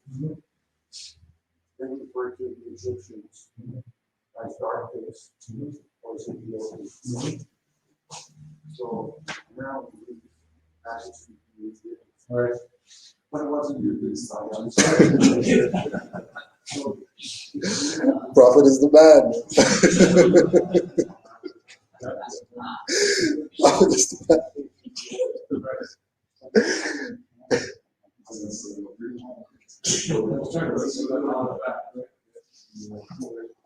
Louder, louder. Yeah. Yeah, you know, I noticed he didn't say he was a white man, huh? He's not a white man. You know, nationality, confirmation. Yeah. No, you're saying that he was taught that Egyptians and all people were referred to as what? Dark skin, yeah. Yeah, he said it was named after a Roman. Africa was named after a Roman general. Mhm. Which is what it's telling you right there. Yep. European telling. Mm-hmm. And look where you come, right to the temple, come tell us. You're all one of the right there. Right there. Right there in your face. Yeah. Can't make that stuff up. Yeah. I have to get this off. All those Egyptians in there, let me go say something. You guys are back. Let me go say something. Yeah. Huh? Another one? Like you said, they knew from the bird. Yeah. So the fezzes. Oh yeah. Something's different. Yeah. Something's different. It's not the normal. It's not the normal nigger party that you guys have. Who are these? Let me just see what it is. Yeah, because when I told him up there, he was like, okay, they said, no, hold on, I want Yeah. to say something. Here's going up. Yeah. So I said, yeah. You need a confirmation. You need confirmation. Straight. Yep. Any more questions? Could throw them all out. Could throw them out right now. Let's do it.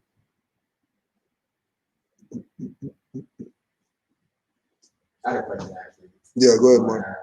Kind of push it, but how do Moors deal with the sense of like work, the sense of employment, where this would be? Mhm. How does that fit into what Moors do on a daily basis? Because if we're not contracting with corporations, how does that kind of fit about that's it? Well, depends on where it is you're at. So if you're self-employed, right? It's obviously easier, you know, but the work's harder, right? Because working for yourself, you're working 24 hours a day, not 8, right? Some of the issues that we've seen out in this jurisdiction with Moors having with working is that they always want a social. And once they want a social, then it's going to be in that name, you know. So where you go into the contracting part is now knowing that you're contracting and how to engage them when you're contracting. So, for example, with whatever job it is, they're going to give you the tax form, right? You always tell them take out the minimum, opposed to put the maximum that they want. So the minimum is whatever it is, and then when they reach out to you at tax time, you didn't pay or whatever like that, then you write your writs to them that it's withheld. You know, I purposely didn't put the amount. Aboriginal, Indigenous, that doesn't apply, and they're going to give you some type of response when you let them know. So, for example, this year and last year, when they said you owe, I sent them a writ, and then I'm getting GST checks and stuff like that. That I never got GST checks. You know, I don't know why they're giving them, but take it if you're giving it. You know? Not gonna set it back or whatever. You know, 500. Like what the hell? You know, because you know whatever it is, you know, but you know, it's not a thing where they're letting you know what's going on. I mean, you know, I've been doing that probably time I start 2011 or so. Yeah, well, 2011, and every time once they say taxes, send them a writ. I'm not the man, whatever. You know, present the writ you sent me, wasn't signed in blue ink. You know, Bill of Exchange Act says it's supposed to be signed, supposed to have certain things on it. I didn't see anything on what you sent me. So is this, you know, is this a bill? Is it like, what do you really want from me? Then I get a letter from CRA, the pink stuff. Once I see the pink stuff in the window, I know it's GST check. And you know, but with regard to with the work, it's just you know, if you're already work, so this is the other part of it. So already having the job, and when I presented them the paperwork and stuff like that, it could have partly been, well, there's two things. One, I was working at YMCA, and I know that I was working at the office on Charles Street, and there was a few times. This is probably about 2005,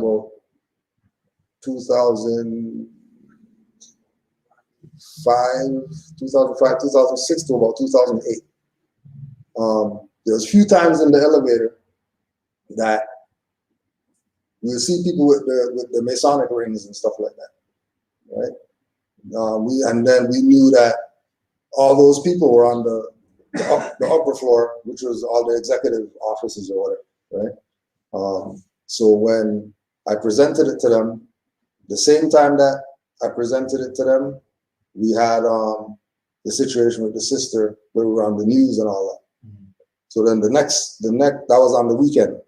The Monday when I came to work, it was just eerily quiet on the floor that day. You know, as soon as I walked in, you know, it's because it was a call center. You know, as soon as I walked in, it was just quiet. It was quiet. Got to my desk. The lady who was sitting next to me, she was just in her work. Or she was in her work. Like, what's going on with her? Then they called me in the office. You know, oh yeah, we're downsizing, whatever like that. Blah, blah. Here's your severance pay, and thank you very much. Have a great day. You know, and then that was that there. And I know it's because I was already there as a name, and then I'm telling them a different name, and it's gonna cause some type of conflict, confusion, whatever, right? And then the other place where I went from the interview, let them know that was not, I'm not black, whatever like that. Well, you're not black. You guys said black on the form. You guys don't have brown. You guys don't have anything else or whatever. So I put other. All right, all right, you start Monday. And then that was that, right? And they've been receptive with certain things, wearing a fez there, wearing turban there, sending in vaccine exemption and all that stuff. Take it, put it in the file, ain't no big deal. So going in from the door with it and then being in it already and trying to do it is two different things. Now there are jurisdictions where Moors have gone in, put down their paperwork to Human Resources, they took it, went to check whoever, lawyers or whatever in the place. Yeah, everything was good. They changed up everything, bam, bam, changed up all their stuff, and they're working as in free national name now. So it depends on the jurisdiction and who it is you're quote unquote employed by. But and again, it goes back to the thing of like we talked about with in 28 with Drew Ali and them having manufacturing companies and having all these stuff. Ain't nobody going to work for Moorish manufacturing company with a license. More than likely, they're showing a nationality card to get a job. You know what I mean? More than likely, they're, it's you go on the floor and everybody has fez and turban on. More than likely, the businesses that were running back then that were Moorish owned and they had employees, you're not given the corporate instruments in order to work there. But we would say that if you're in somewhere, it's like what Drew Ali said, that all old business, leave it as it is. So if you have a job already and they're telling you, 100,000 a year and all that, you probably want to pump the brakes, because it's no problem for them to get rid of you for 100 and hire somebody for 50 and save themselves 50,000. You know what I mean? So if it's a livelihood, we use the example of somebody who's driving bus for a living and they found about driver's license fraud and now they want to throw away their license and go challenge the, you're not working without a license with TTC. You know what I mean? Because they're not flying. It's not going to fly. Rental car. Rental car is not flying with right to travel card. They want a license. You know what I'm saying? We had a meeting. This is probably maybe like 2009 or something. Budget for one of those people. Went to this one place to get a rental, put down nationality card. I'm like, well, we don't know, you gotta talk to head office or whatever. So called head office, went to go see them, and they were saying like, yo, we can't accept this. Like, we just can't, because it's driving. You're saying travel. We don't do travel. If we had,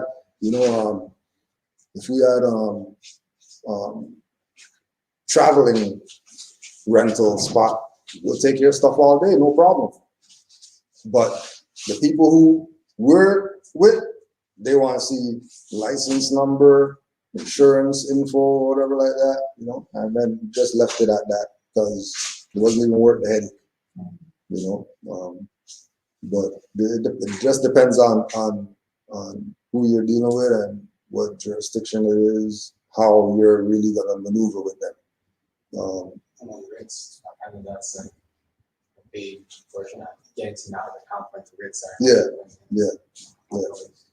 And it's just for you to put your position to them, and the writ's important because a lot of their interaction is writing. Their interaction isn't really phone like that or anything else. More, they send you something in the mail. They have the little stamp signature. They have they switch the name. They switch the name, send them, they send out 5,000 letters. They're not typing 5,000 letters. They got one letter and switch the name 5,000 times, right? Because they know, that's the pattern. So same thing we're dealing with them. If you send them writs, depending on what it is, certain things, you got credit card company bothering you or whatever, and you send them a writ, and then they take that credit card, they send it to some other company, and then some other company's writing. They ain't writing no new letter or whatever like that. You change the name, send them the same stuff, because more than likely it's not gonna go past these people's office. More than likely, if it's a bot debt and all that, they're not even concerned. They might just put you on a dialer. You just have them just dial you every day, 3 times a day, or whatever. Yeah, machine just call. Yeah, machine just calling you whenever. Just call that. Yeah. But I think it's part of it is us realizing where we're at, the fact that we need to go to a job. It shouldn't be like that we have to go to a job. We should have been inheriting some stuff from our parents, just like these Europeans. All these Europeans out here, majority of them, when they reach a certain age, they're getting $1 million because of insurance or whatever. That's just how they do stuff. You know what I mean? They're gonna take out a policy, 20 a month or whatever, put their heir's name on it. So when they get to whatever age, so whenever they transition, they get something. So they're starting off already in the black. They're already starting off ahead of the game. On top of that, they're gonna get the cottage, that whatever, they're gonna get the business, that's whatever, they're gonna get all the stuff going down the line, Right? It just shows where it is that this thing is at with our people, and which is why, again, Drew Ali told these Moors, I'm here for the young and unborn. I ain't concerned with you people. It's here for the ones coming up, for the ones behind us to be able to know, 10, 11, 12, 13, that they're Moors and they got nationality, they got birthrights. Yeah, it's foundation. Yeah. Opposed to us. Because that's all they know. That's all they know. They don't know any better. Yeah. And once they know that as a foundation, opposed to, whatever they've been, Blues Cues or whatever they've been teaching people, and they have that as a foundation, Dora and all this type of stuff as if that's foundation. You know what I mean? Tommy Davidson said something like that. He grew up with European people, but they teach him his history. Right. Yeah. And you probably Yeah. So like you were talking about, you can tell them to minimize the tax. Yeah. The minimum they can. Yeah, the minimum that they can get, because they're gonna take something. Yeah, as far as here. But as far as here, they're gonna take something. But there's no CRA doesn't have a withholding tax like the IRS. So U.S, you can send in your paper to the IRS that you want them to withhold tax, and they won't take any. Right. Whereas here, there's a minimum that they want to get. It's not voluntary. Mm-hmm. It has to be voluntary. Yeah.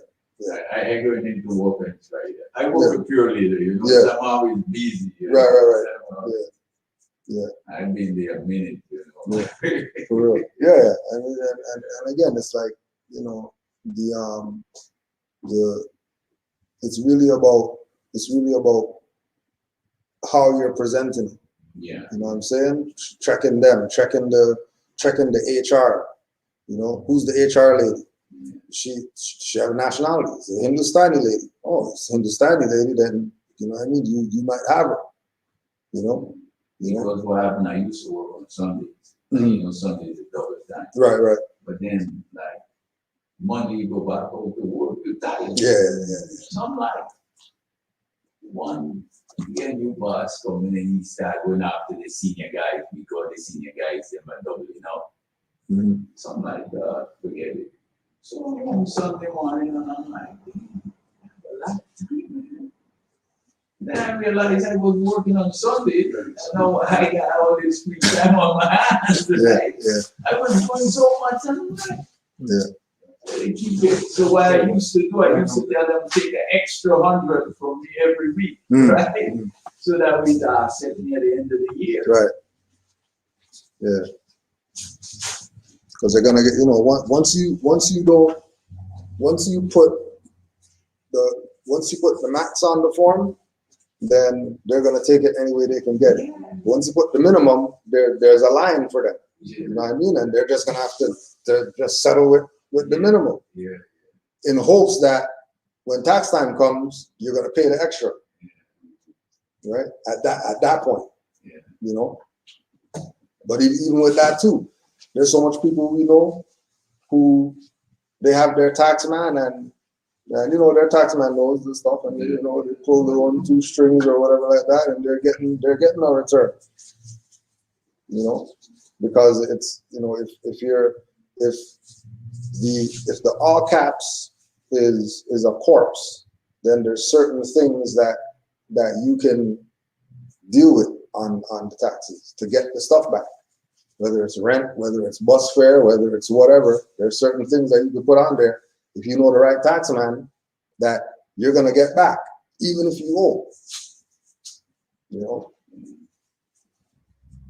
Which is why all the corporate or all the foreigners have a corpse. Right? They have a corpse that they do everything through. They don't do it through themselves.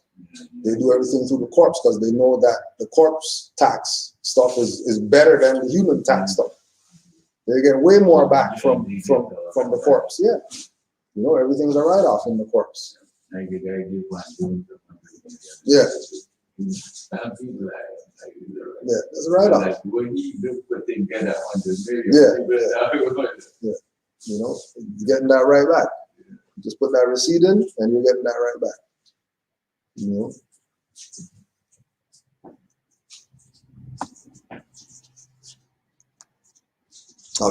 Any other questions? Straight? Anybody else? Questions? Comments? I was going to say you could use REA publications as how to live with the contract. I'm also saying there's a book out there too. It's I think it's there was the book that we had was Nature's book, but there's a PDF on RVD. Yeah, how to live within contracts.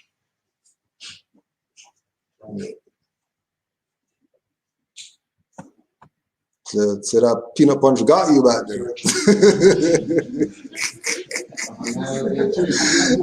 Yeah, what too?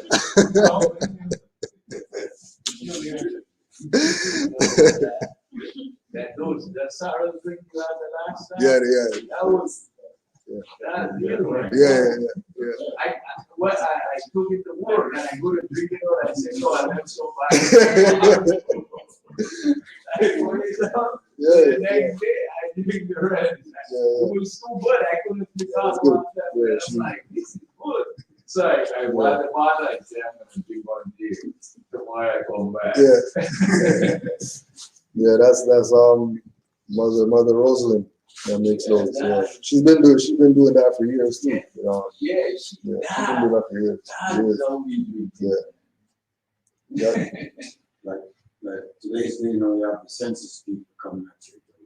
Yeah. What do you do when they come? One, you could tell them you're going to do it online.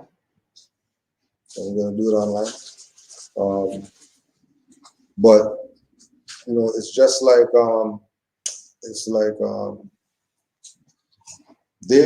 they know that there's going to be people who might not deal with it, which is why they're doing it how they do it now. This is something new. They never sent people to census before, knocking people's door and all that stuff. They never did that before. Just something new that they're doing. Yeah, I think We want to do it during a pandemic too. yeah. Because everybody's home. Everybody's at home. Nobody could run. If you want to ask questions, $50. Yeah. You want to ask anything.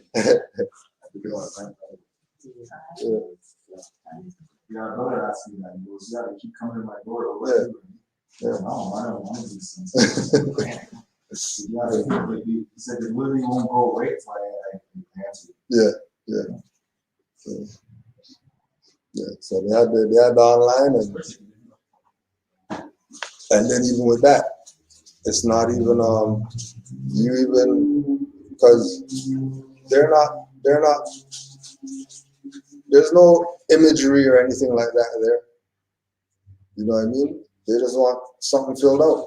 They're also sending them to a no name. They don't. There's not. Your name is not on Yeah. the thing they Yeah. send you Yeah, unless you put it on there. unless you put it on. Yeah. This is just So you're- It's just the location, and so that's how you know that it's a tally. They're counting their numbers. They want to know who's who, what's what. You know. Yeah. Very interesting because in this statistic it says that with every census, the new lieutenant can decide if it's going to be a voluntary task or not. Interesting stuff. It's right there in the aggregate. So if it's voluntary at any point, somebody just pop up and say, "Oh, no, this is mandatory. You're getting fined." Yeah, because they're talking fine or whatever. Yeah, but how are they going to find you if they don't know? Yeah, they don't even know who it is. Who are you going to find? You know, get you to jump. Hey, Like how? Yeah. Any paper? You could just write 50 on it. Yeah, that's they're going on. They know majority of people don't know. Majority of people don't challenge stuff. You know what I mean? Majority of people are gonna go with the program just because they said the program. You know, and as soon as you say something or challenge it, now they're down. Now everything's all right. They're not as worried because you're proving competence with them. You're not just going with the program. You also have reason why you're not going with the program, and it's articulated why I'm not going with the program. Okay, I guess it is voluntary. If the act says so, then I guess it is voluntary. And they'll go with their business. But they have to do their operations. Their operations are going to continue as long as there's Negroes out here funding them. As long as there's Negroes funding them. Yep.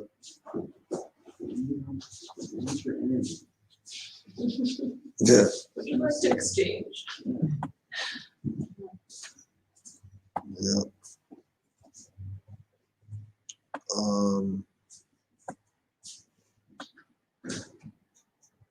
That's like about it for today.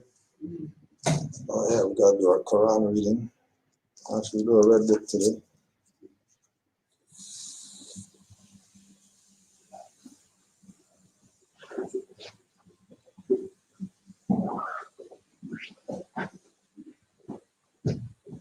Actually, we'll read the excerpts from chapter 8. Excerpts from chapter 8. The sons of men are looking up for greater light. No longer do they care for gods hewn out of wood. They seek for Allah, not made with hands. They see the beams of coming days, and yet comprehend them not. The time is ripe, and we must fashion well these garments for the race. And let us make for men new garbs of justice, mercy, and love, that they may hide their nakedness when shines the light of coming days. And Vidyapati said, our priests have all gone mad. They saw a demon in the wilds, and at him cast their lamps. And they are broken up, and not a gleam of light has any priest for men. The priesthood cannot be reformed, It is already dead. Its greatest needs are graves and funeral chants. The new age calls for liberty, the kind that makes each man a priest, enables him to go alone and lay his offerings on the shrine of Allah. And Casper said, in Persia, people walk in fear. They do the good for fear to do the wrong. The devil is the greatest power in our land, and though a myth, he dangles on his knees both youth and age. Our land is dark, and evil prospers in the dark. Fear rides on every passing breeze and lurks in every form of life. The fear of evil is a myth, is an illusion and snare, but it will live until some mighty power shall come to raise the ethers to the plane of light.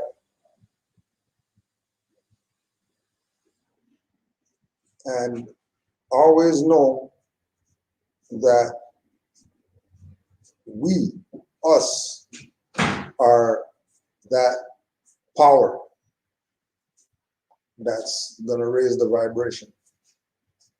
Because when we check, you'll see that majority of schools of thought or whatever are dark priests, and they're not even interested in liberty.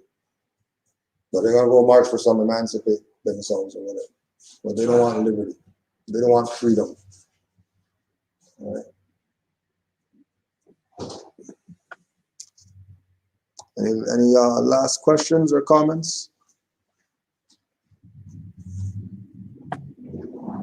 So next week we're not here next week. Next week we have our Montreal trip, which is from 5th, 6th, 7th, and then we'll be back on the 8th.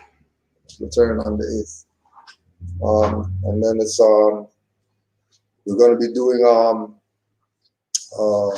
reclamation of Mount Royal. That's on the Friday morning. Friday evening, have a meet and greet with those Moors out there near there, and Saturday is going to be the Q&A slash lecture. The 6th is my Earth strong. Oh, you be? Oh, so we got to celebrate then. Yeah. We got to celebrate then. We'll be out there. We'll be out there. We must have something out there we could do.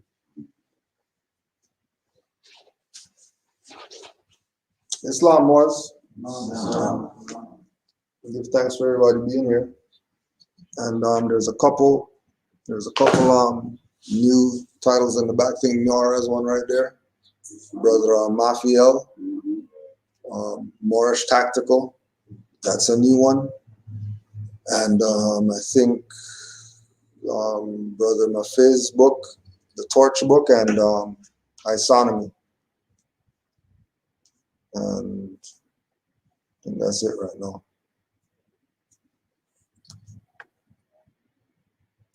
All right, so we'll close out. Oh, good.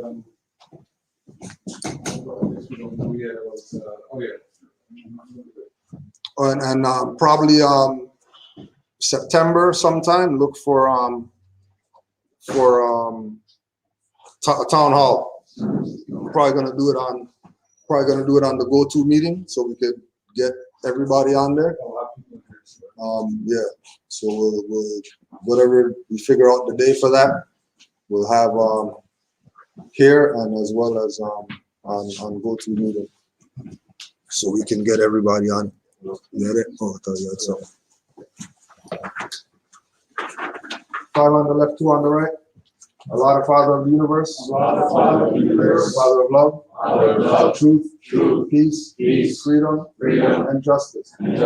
Oh, hold on a second. Who do the prayer? What is this? I thought about it.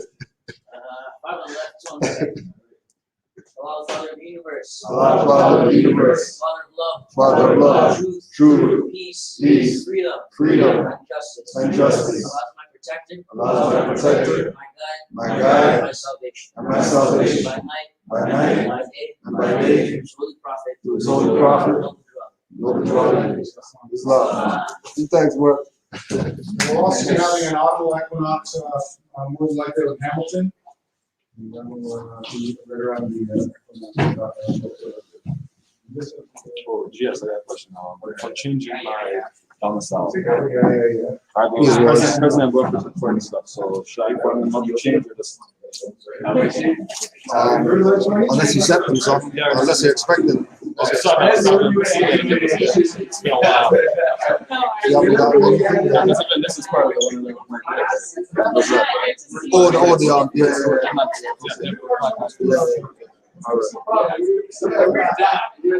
Yeah, unless you're expecting something from them. Yeah, there's no need. Yeah.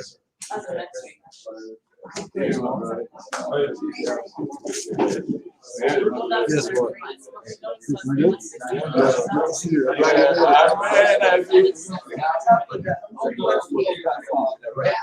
Which one? Membership form? It could be whatever. Yeah. Yeah.